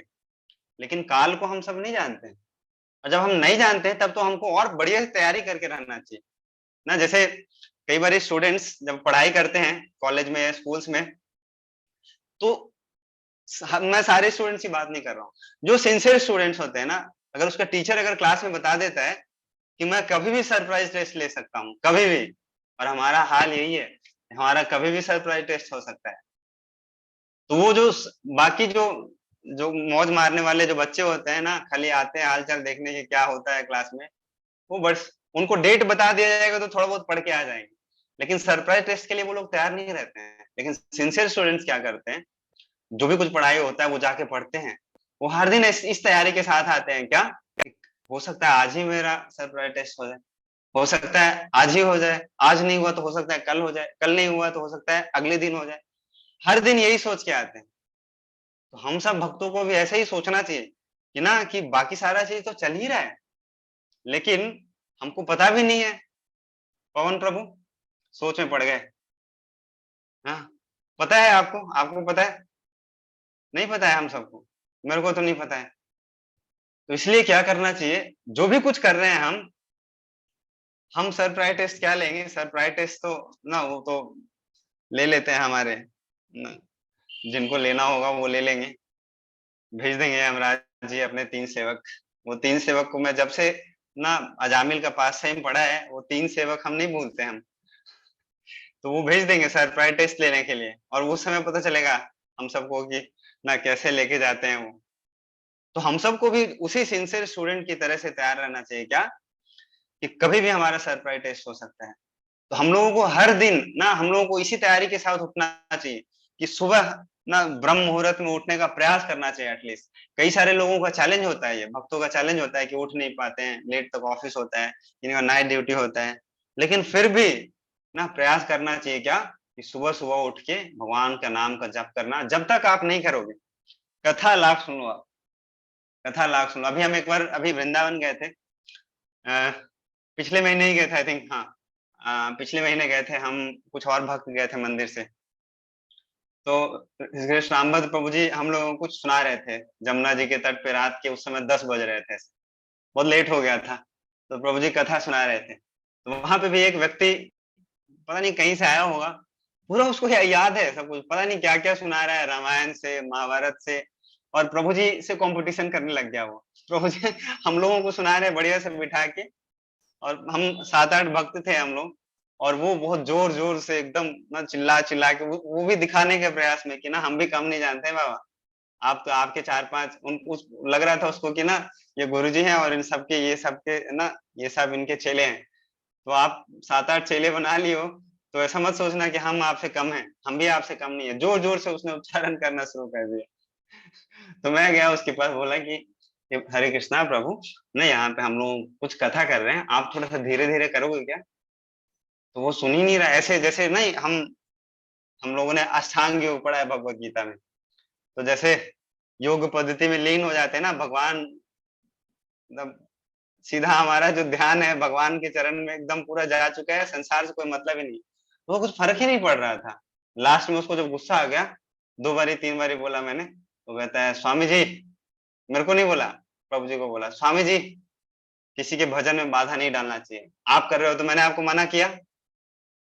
तो मेरा बताने का ये मतलब है क्या कि ज्ञान बहुतों लोगों को है, लेकिन उस छोटे से ज्ञान का क्या हो जाता है, अहंकार हो जाता है। क्या अहंकार? कि मेरे को पूरा भागवतम याद है, पूरा भगवत गीता याद है ना। कई बार ऐसे होता है, मैं अभी सपोज करो अभी मैं पढ़ रहा हूँ अभी कई सारे भक्तों ने हो सकता है पढ़ रखा होगा ये, तो वो क्या करेंगे, अपना जो फिल्टर लगा लेते हैं, पहले ही फिल्टर कान में फिल्टर लगा लेंगे आप, और क्या करेंगे, अच्छा ये तो मैंने पहले ही सुन रखा है, ये जो बोल रहे हैं वो ना पूरा पूरा जो मैंने पहले सुना है उससे तो मैच हो ही नहीं रहा है, आप लग रहा है प्रभु जी गलत बता रहे हैं थोड़ा सा।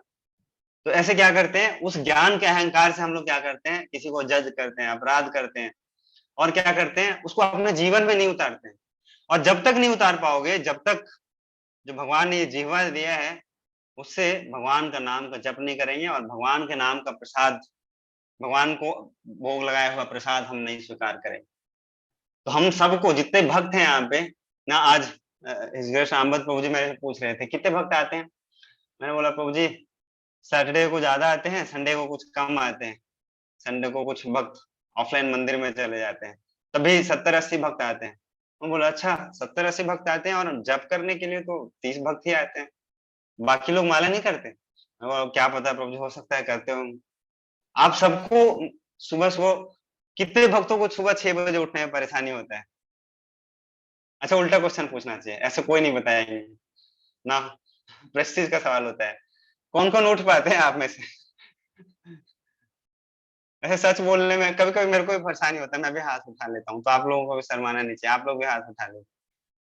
आप लोग उठ पाते हैं ना सुबह सुबह? तो सुबह सुबह उठ के ना सारे सभी भक्तों के साथ बैठ के जब तक आप जप नहीं करोगे, तो फिर ना भागवतम हम पढ़ पढ़ के ऐसे ही हो जाएंगे, रट्टू तोता बन जाएंगे ना, सब कुछ याद याद आ जाएगा। वो अलग सुना है ऐसे? एक गुरुजी थे, उनके ना कई सारे शिष्य थे, और शिष्य कौन से थे? तोते तोते शिष्य थे। मैंने सुना है आप लोगों को, ये तोते शिष्य थे, और तोते शिष्य को उन्होंने बहुत अच्छे से ट्रेन किया कि देखो ना, देखो तोते को क्या करते हैं, बहेलिया क्या करता है, जाल में ना फंसा के दाना छोटा सा डाल के और लेके चला जाता है। तो गुरुजी रोज ट्रेन करते थे, देखो ना बहेलिया आएगा, जाल बिछाएगा, दाना डालेगा, जाल में फंसना नहीं है। तो तोते भी क्या करते थे, हाँ गुरुजी बोलते थे, अच्छा बोलो क्या बोला मैंने? तो बहेलिया आएगा, जाल बिछाएगा, दाना डालेगा, हमको जाल में फंसना नहीं है। रोज रोज रोज यही इसी बात को याद दिलाते थे। तो एक दिन ना वो परीक्षा का घड़ी आ गया, गुरुजी को जाना था कहीं तीर्थ आश्रम पे, और गुरुजी ने याद दिलाया उसको, अपने अपने शिष्यों को, तोते शिष्यों को, बोला याद है ना? हाँ गुरुजी, हाँ गुरुजी याद है, बहेलिया आएगा, जाल बिछाएगा, दाना डालेगा, हमको फंसना नहीं है। गुरुजी चले गए, गुरुजी अपना तीर्थाश्रम ना यात्रा करके आए, बढ़िया से आके देखे, तो बोले कि याद है, मैंने जो बताया था याद नहीं है आपको? बोला याद है गुरुजी। क्या क्या याद है? बहेलिया आएगा, जाल बिछाएगा, दाना डालेगा, फंसना नहीं है। लेकिन गुरुजी ने सर पीट लिया, बोला देखो कैसे कितने मूर्ख हमारे शिष्य हैं, जाल में फंसे हैं, फंसे हुए हैं, बहेलिया आया था, जाल बिछा दिया, दाना डाला, फंस भी गए हैं, लेकिन वो वही वही मंत्र जप कर रहे हैं, कौन सा? बहेलिया आएगा, जाल बिछाएगा, दाना डालेगा, फंसना नहीं। तो रट्टू हो जाता है सब कुछ, हम कुछ उतारते नहीं है अपने जीवन में, समझते नहीं है कि उसका क्या अर्थ है, ऐसे ही हो जाता है। जब तक ना इस जीवन से भगवान का नाम का जप नहीं करेंगे, भगवान को भोग नहीं लगाएंगे, हम लोग भोग लगाया हुआ प्रसाद नहीं खाएंगे। अब हम लोग ऐसा एक्सपेक्ट करते हैं आप सब भक्तों से क्या, कि आप सबको ना भगवान का बिना भोग लगाए हुए नहीं खाना चाहिए, जो भी कुछ बनाते हो ना, जो रूखा सूखा जो भी कुछ, भगवान सब कुछ स्वीकार कर लेते हैं। सनातन गोस्वामी तो नमक रोटी खिला देते थे भगवान को। आप सबके पास तो बहुत ना बहुत कुछ बनाते होंगे, कम से कम नमक रोटी से तो ज्यादा ही बनाते होंगे आप सब लोग। वो भी मांग के लाते थे रात को, और सुबह भोग लगाते थे, रोटी तब तक सूख जाता था ना। मदन मोहन जी भी परेशान हो गए सनातन गोस्वामी से, कहते हैं कि अरे बाबा देखो, तुमने मेरे को इतना प्रेम भाव से ले तो आए हो तुम, और तुम सूखा रोटी क्यों खिला देते हो, कम से कम नमक तो दे दो। तो हमारा हाल ये नहीं है, हम लोग बहुत कुछ खिला सकते हैं, हम बहुत कुछ खाते हैं, खिला क्या सकते हैं, खाते हैं, करना क्या है, बस उसको भगवान को भोग लगाना है। भगवान को भोग लगाएंगे तो भगवान उसको स्वीकार कर लेंगे ना। और कहीं भी जाए, कहीं भी घूमते फिरते हैं, तो कहीं भी इधर उधर नहीं खा लेना चाहिए। रेडी पे गए, वो बढ़िया एकदम ना, पानी पूरी का जब रेडी देखती है माताएं खास करके ना, तो एकदम एकदम याद आ जाता है उनको, जो पहले खाया खाया हुआ है उन्होंने। नहीं खाना चाहिए कहीं पे भी जाके ना, कौन से चेतना से, जैसा खाएंगे अन्न वैसा होगा आपका मन।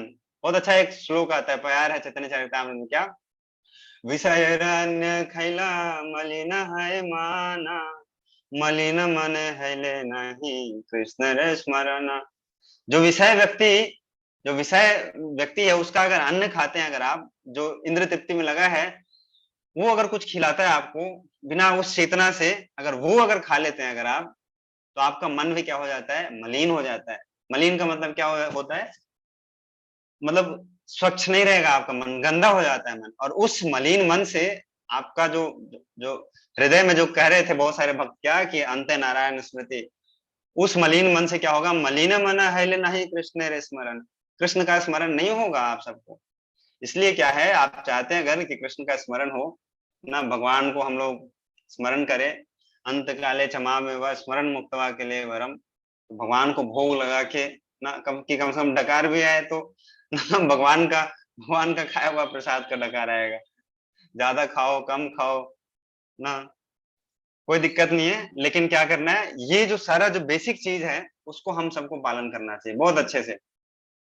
जो आज ना कॉलेज के बच्चे आए थे हमारे यहाँ, मैंने क्या, कॉलेज के बच्चे जनरली आप बोलोगे कि क्लास है तो नहीं आएंगे, तो सबको पता है, सबने मेरे को बर्थडे विश किया था, खूब खूब सारा मैसेज। जितने बच्चे थे, कुछ लगभग 100 बच्चे, सब बोल रहे थे पार्टी दीजिए सर, पार्टी दीजिए। मैंने बोला देखो, पार्टी तब मिलेगा जब आओगे हमारे यहाँ, और एक छोटा सा टॉक होगा, फिर पार्टी भी देंगे। तो आज हृदयेश रामभद्र प्रभु जी ने उनको 2 घंटे का लेक्चर दिया, एकदम जमा जमा के बिठा के। बोले कि अब आ ही गए हो तो सुनो तो सुनो।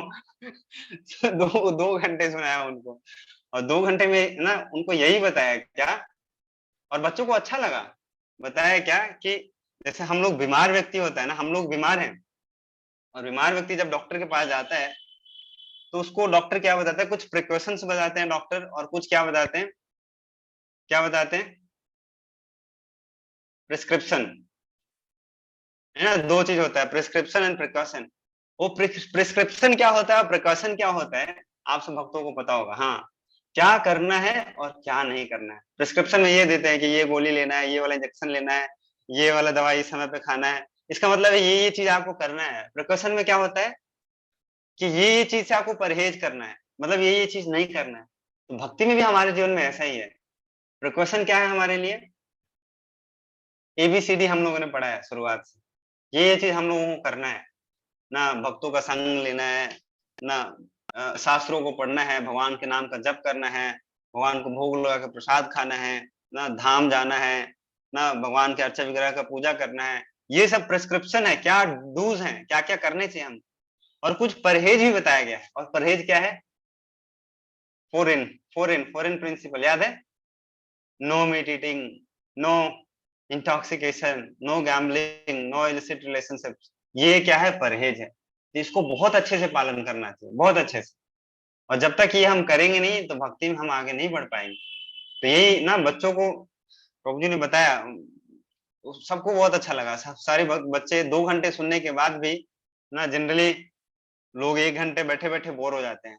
और पहली बारी ना, पहली दूसरी बारी ना, वो बच्चे ऐसे सुन रहे थे, कोई साधु संत ऐसे ना महात्मा जी से वो कुछ कथा टाइप का ऐसा कुछ प्रवचन सुन रहे थे, कोई बोर नहीं हुआ कोई भी 2 घंटे में, सबको अच्छा लगा।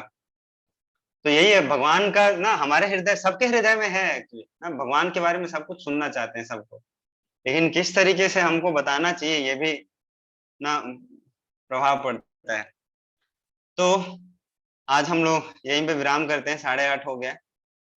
तो हर रोज अभी ना, अभी हर दिन जैसे ब्रेक में क्या होता है, ऐड चलता है ना, अभी हर रोज सेशन के ब्रेक में यही ऐड चलेगा क्या, क्या ऐड है आज का, पता है आप सबको? नहीं, पुनीत प्रभु कुछ, मेरे को लगा कुछ गेस्चर, कुछ इशारा कर रहे हैं आप प्रभु, नहीं, वृंदावन धाम, यस। अभी आजकल ऐड यही चलेगा कि सबको कहाँ चलना है, धाम। कार्तिक में ना, दिवाली में सब लोग लगे पड़े हैं अपना अपना बिजनेस प्लान, तो हम भी लगे हैं अपना बिजनेस प्लान। दिवाली में, दशहरा में ना, कोई 50% ऑफ दे रहा है, कोई 100% ऑफ दे रहा है, कोई 70% ऑफ दे रहा है। तो हम लोग नहीं, भगवान भी देते हैं ऑफ ना। दिवाली में क्या बोलते हैं भगवान कि ये ना बम्पर सेल है। और बम्पर सेल क्या है कि धाम में अगर आओगे, अगर आप, खासकर धाम का तो महिमा ऐसे ही है, लेकिन अगर खास करके, ये मैं मजाक नहीं कर रहा हूँ, जो जोक नहीं है, चुटकुला नहीं है, हम लोग ऐसे मजाक मजाक में बोल रहे हैं, लेकिन ये मैं सत्य बात बोल रहा हूँ। अगर धाम में जाने का महिमा तो ऐसे ही है, लेकिन अगर कार्तिक महीने में जाते हैं ना, भगवान का वो ना, वो महीना बहुत बहुत ना, बहुत प्रिय है वो कार्तिक महीना। तो उस महीने में अगर आप धाम में जाओगे तो बहुत ही ऑस्पिशियस होता है, और उसका उसका जो फल होता है वो डबल ट्रिपल, आप लगा ही नहीं सकते हो कितना फल, कितना गुना फल मिलता है। तो ऐसे ही आप सबको चलना है, और सबको ये जो सेल लगा है, बम्पर सेल लगा है भक्ति का, सबको फायदा उठाना है। और वहां पे जाके हम लोग दीपदान करेंगे जमुना जी के तट पे। और दीपदान किया था आप सब लोगों ने पिछले साल, सबने किया था नवंबर कार्तिक के महीने में। तो हम लोग वृंदावन धाम में जाके दीपदान करेंगे और दामोदर अष्टकम गाएंगे। नमामीश्वरम सच्चिदानंद रूपम लसत कुंडलम गोकुले भजमानम। बहुत अच्छा सॉन्ग है, भगवान का जो बचपन का जो लीला है, जब दामोदर अष्टकम नाम से ही पता चलता है क्या कि जो भगवान का जो दामोदर जो नाम पड़ा है, भगवान को जो यशोदा माता ने बांधा था उखल से, वो वाला पातशाही के ऊपर सत्यव्रत मुनि ने ये सॉन्ग लिखा है, बहुत सुंदर है। तो ये हम वहां पे गाते हैं जमुना जी के तट पे, और दीपदान करते हैं वहां पे भगवान दामोदर को, तो बहुत अच्छा लगता है भक्तों को। तो आप सब चलिए। और एक्चुअली डिले हमारे साइड से ही है, इतना अभी आजकल थोड़ा बिजी चल रहा है सब कुछ, मैं भी बिजी, विजय प्रभु भी, तो रजिस्ट्रेशन हम लोग स्टार्ट नहीं कर पाए। रजिस्ट्रेशन करने के लिए फॉर्म बनाना पड़ेगा, उसके लिए थोड़ा टाइम देना पड़ेगा, और अभी सैटरडे संडे में मिल नहीं पाया। होपफुली हम लोग कल से रजिस्ट्रेशन स्टार्ट करेंगे। जो पहले दिन में जो रजिस्टर करेंगे उनको ना, उनको विशेष कृपा मिलेगा। तो सब लोग, जैसे होता है ना, लिमिटेड स्टॉक होता है, अमेजन पे, फ्लिपकार्ट पे सेल आता है ना, ये मार्केटिंग का स्ट्रैटेजी होता है क्या, कि उनके पास भले ही ना उनके पास गोडाउन भरा है सामान का, लेकिन फ्लिपकार्ट पे थोड़ा सा ही सामान दिखाते हैं कि ना थोड़ा सा हाइप बना रहे। लेकिन हमारे पास ऐसा नहीं है, हमारे पास सच में थोड़ा सा ही स्टॉक है। हमारे पास होटल से बहुत कम कम स्थान मिला है वहां पे वृंदावन में, क्योंकि कार्तिक मंथ में स्पॉन वाले पूरा वृंदावन को लूट मचा देते हैं। हाँ, पुरी से, मुंबई से, दिल्ली से, विदेश से भी आते हैं सारे ना, एक एक साल पहले से बुकिंग हो रखा होता है। अभी आप जाओ किसी होटल में, फोन लगाओ वृंदावन में, आप रैंडमली, मैं बता रहा हूँ, आप टेस्ट करो, आप वृंदावन गूगल पे सर्च करो होटल्स इन वृंदावन, उसको फोन करो कि अच्छा कार्तिक में मेरे को रूम मिलेगा क्या, बोलेंगे नहीं नहीं रूम तो बुक है। बोलिए आपकी कौन से रूम है, तो बोलेंगे अरे स्पॉन वाले ने ही बुक कर रखा है। मेरे को ऐसा ऐसा ना फेस करना पड़ा है, इसलिए मैं बता रहा हूँ। तो बहुत ढूंढ ढूंढ के आप लोगों के लिए एक ऐसा बहुत अच्छा एक होटल मिला है, और एक होटल है वो आश्रम जैसा है, बहुत अच्छा है। तो वहां पे हम लोग रुकेंगे 2-3 दिन, कथा कीर्तन करेंगे, और बहुत ना संत सन्यासी महाराज सब आएंगे वहां पे, तो सबका संग लीजिए कार्तिक महीने में। और कल ही रजिस्टर करिएगा नियर टू इस्कॉन, यस, जहाँ पे पिछली बार रुके थे अभय प्रभु, उसके जस्ट बगल में, उससे पीछे। तो कल ही सब सारे भक्त कल ही रजिस्टर करिएगा। कौन कौन भक्त कल रजिस्टर करेंगे यात्रा के लिए? अच्छा, कल्पना माता जी, अर्चना माता जी, और शालिनी माता जी, नमिता माता जी, अच्छा अजीत प्रभु भी करेंगे। कल ही रजिस्टर करना है सबको। गूगल फॉर्म ना भी भेजू ना तो सब आपका डन है। आप मेरे को आप अपना नाम, अच्छा रजनीश प्रभु भी, रजनीश प्रभु से तो बात हो गया है, डन है आपका, तो आपको रजिस्टर करने का जरूरत नहीं है, आप ऐसे ही आ जाइए, लेकिन कर लीजिएगा, कई बार भूल जाते हैं हम लोग। मैं कलयुग के जीव है, मंद सुमंद मतियो, मंद भाग्य उपद्रता। तो हम लोग भूले नहीं, इसलिए अपना डेटा डाल दीजिएगा गूगल फॉर्म। सीमा माता जी भी चलेंगे, पवन प्रभु भी चलेंगे, सबको डेट याद रहना चाहिए। डेट क्या है मैं पूछूंगा, किससे पूछूं, किससे पूछूं, टेस्ट होगा आपका। सीमा माता जी, क्यों कौन सा डेट में हम लोग यात्रा जा रहे हैं वृंदावन में? 4th, 5th and 6th November। अच्छा, हाँ सब आपको याद है, आप सबके ना जिज्ञासा है, आप सबके अंदर जिज्ञासा भी है, और वहां पे जाने का तीव्रता भी है वृंदावन धाम में। तो ठीक है, बहुत हो गया हंसी मजाक, अब थोड़ा सा 1-2 क्वेश्चन ले लेते हैं हम लोग, क्योंकि पुनीत प्रभु का क्वेश्चन स्टार्टिंग से ही है, तो वो इंतजार कर रहे होंगे, नहीं तो वो उनका समय तो हो चुका है जाने का। इसलिए वो रुके भी हैं। तो आपका प्रश्न सबसे पहले ले लेंगे प्रभु, लेकिन प्रश्न लेते हैं। आप सबसे रिक्वेस्ट है कि सारे भक्त सुबह सुबह जप में कल से आने का प्रयास करिए। इसलिए हम लोगों ने 4:30 बजे नहीं रखा है, 4:30 बजे जप करने आना है, 6 बजे रखा है। 6 बजे आप सब प्रयास कर सकते हो आने का, ठीक है? सब लोग प्रयास करेंगे, करिएगा, आप सब बहुत अच्छे भक्त हैं। और प्रश्न ले लेते हैं पुनीत प्रभु का, एक बार और रिपीट कर दीजिए पुनीत प्रभु। और उन सब भक्तों का भी ना हम बहुत बहुत धन्यवाद करते हैं जिन्होंने एक बार ही वीडियो ऑन नहीं किया है आज क्या कभी भी नहीं करते हैं, लेकिन कर लीजिएगा थोड़ा कृपा करके हमारे ऊपर, ताकि हम लोग देख पाएंगे, दर्शन कर पाएंगे आप सब भक्तों का। हाँ चलिए, अच्छा है, कृपा, बहुत कृपा होता है आप सबका ना, भगवान भी इससे जल्दी प्रसन्न हो जाते हैं। ध्रुव महाराज ने 6 महीना तपस्या किया था, मात्र 6 महीना, और 6 महीने में तपस्या करके भगवान को प्राप्त कर लिया। लेकिन मैं ये तपस्या पिछले 1-1.5 साल से कर रहा हूँ कि हे भक्तगण वीडियो ऑन कर लो, हे भक्तगण वीडियो ऑन कर लो, लेकिन आप सब प्रसन्न नहीं हो रहे हो, आप सब ना कृपा नहीं कर रहे हैं आप सब। तो थोड़ा थोड़ा कृपा कर दीजिएगा। भगवान ने 6 महीने में पूरा पूरा कृपा तो नहीं किया था, थोड़ा सा कृपा किया था, हृदय में उनको दर्शन दिया था। ऐसे बीच बीच में आप लोग भी दर्शन देते रहिएगा। कुछ भक्तों को तो फर्क ही नहीं पड़ता है, वो कह रहे हैं कि क्या कि छोटे मोटे तपस्या से हम होंगे नहीं प्रसन्न, आपको बहुत कुछ करना पड़ेगा हमको प्रसन्न करने के लिए, दर्शन प्राप्त करने के लिए। ठीक है, प्रयास में लगे रहेंगे, जब तक जिंदा है तब तक करते रहेंगे हम लोग।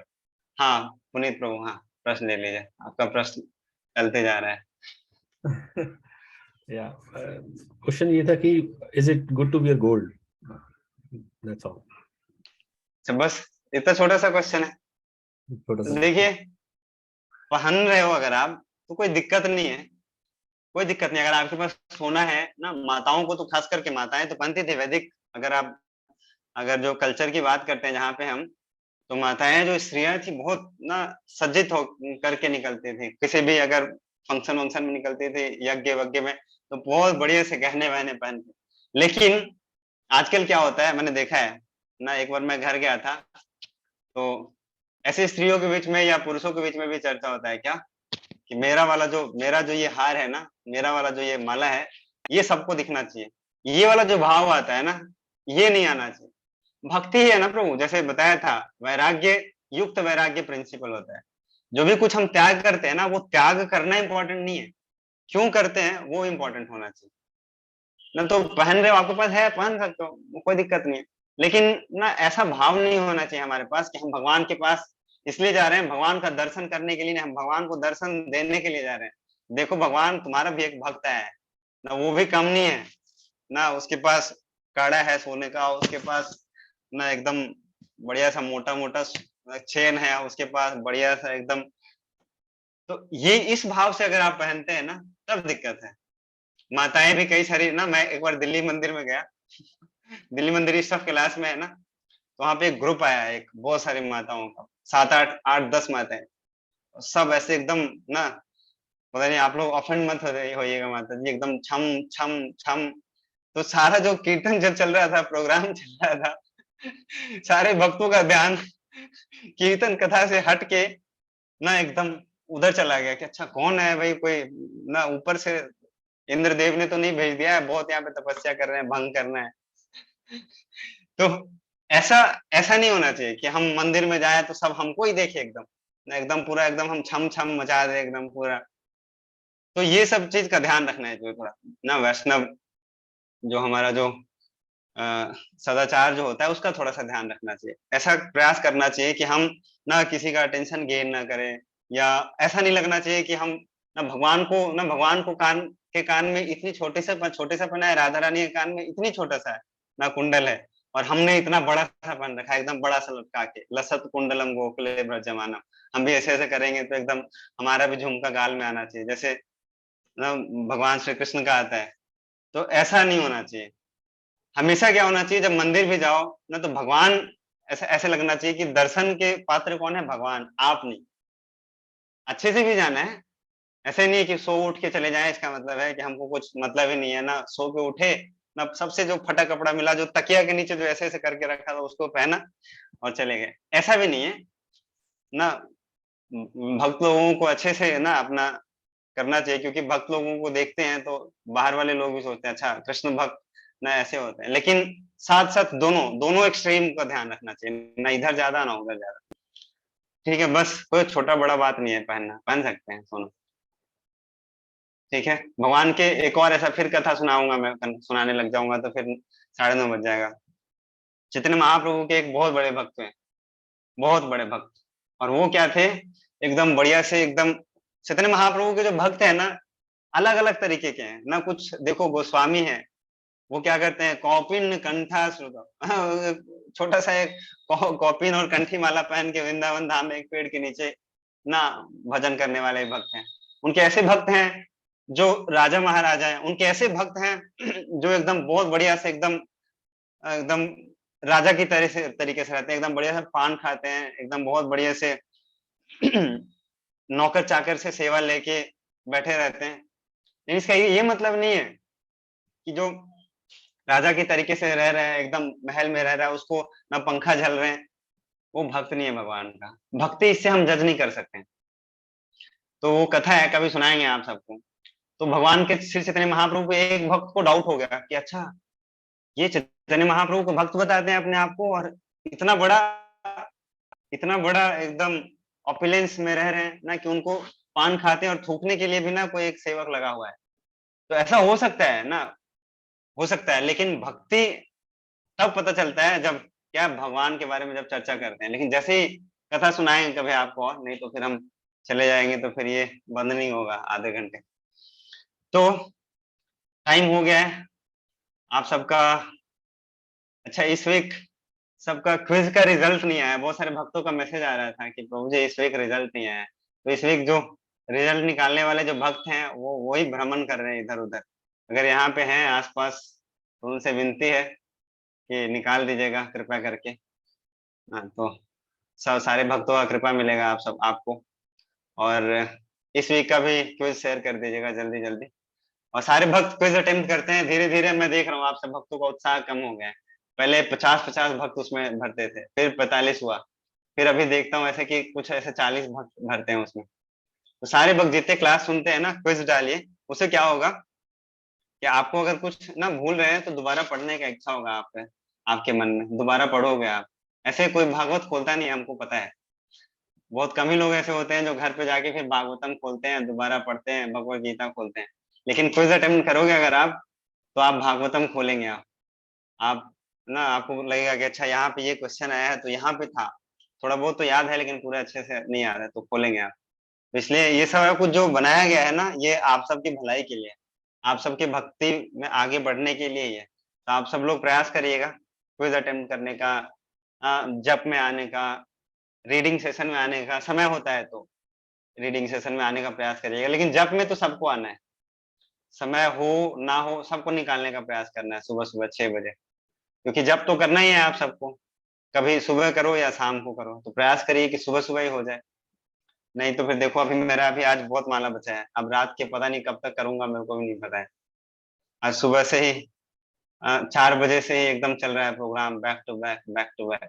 माला कर नहीं पाए। अब रात तक 11 भी बज सकता है, 12 भी बज सकता है। अभी बहुत सारे लोग पेंडिंग में ना, क्यू में लगा के रखे हैं कि ये भी करना है, ये भी करना है।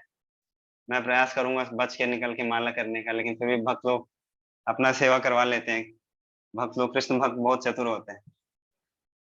तो ठीक है, क्वेश्चन आज नहीं लेते हैं, नहीं तो बहुत सारे भक्त लोग इंतजार कर रहे होंगे कि जल्दी से छोड़ो तो हम खाने पीने चले। तो मेरे को भी भूख लगा है, मैं भी चलता हूँ कुछ साथ साथ पाने। तो बाकी जो प्रश्न है मेरे को व्हाट्सएप पे भेज दीजिएगा, इसी बहाने आप लोगों से बात हो जाएगा। किनका प्रश्न है? सोनाली माता जी का,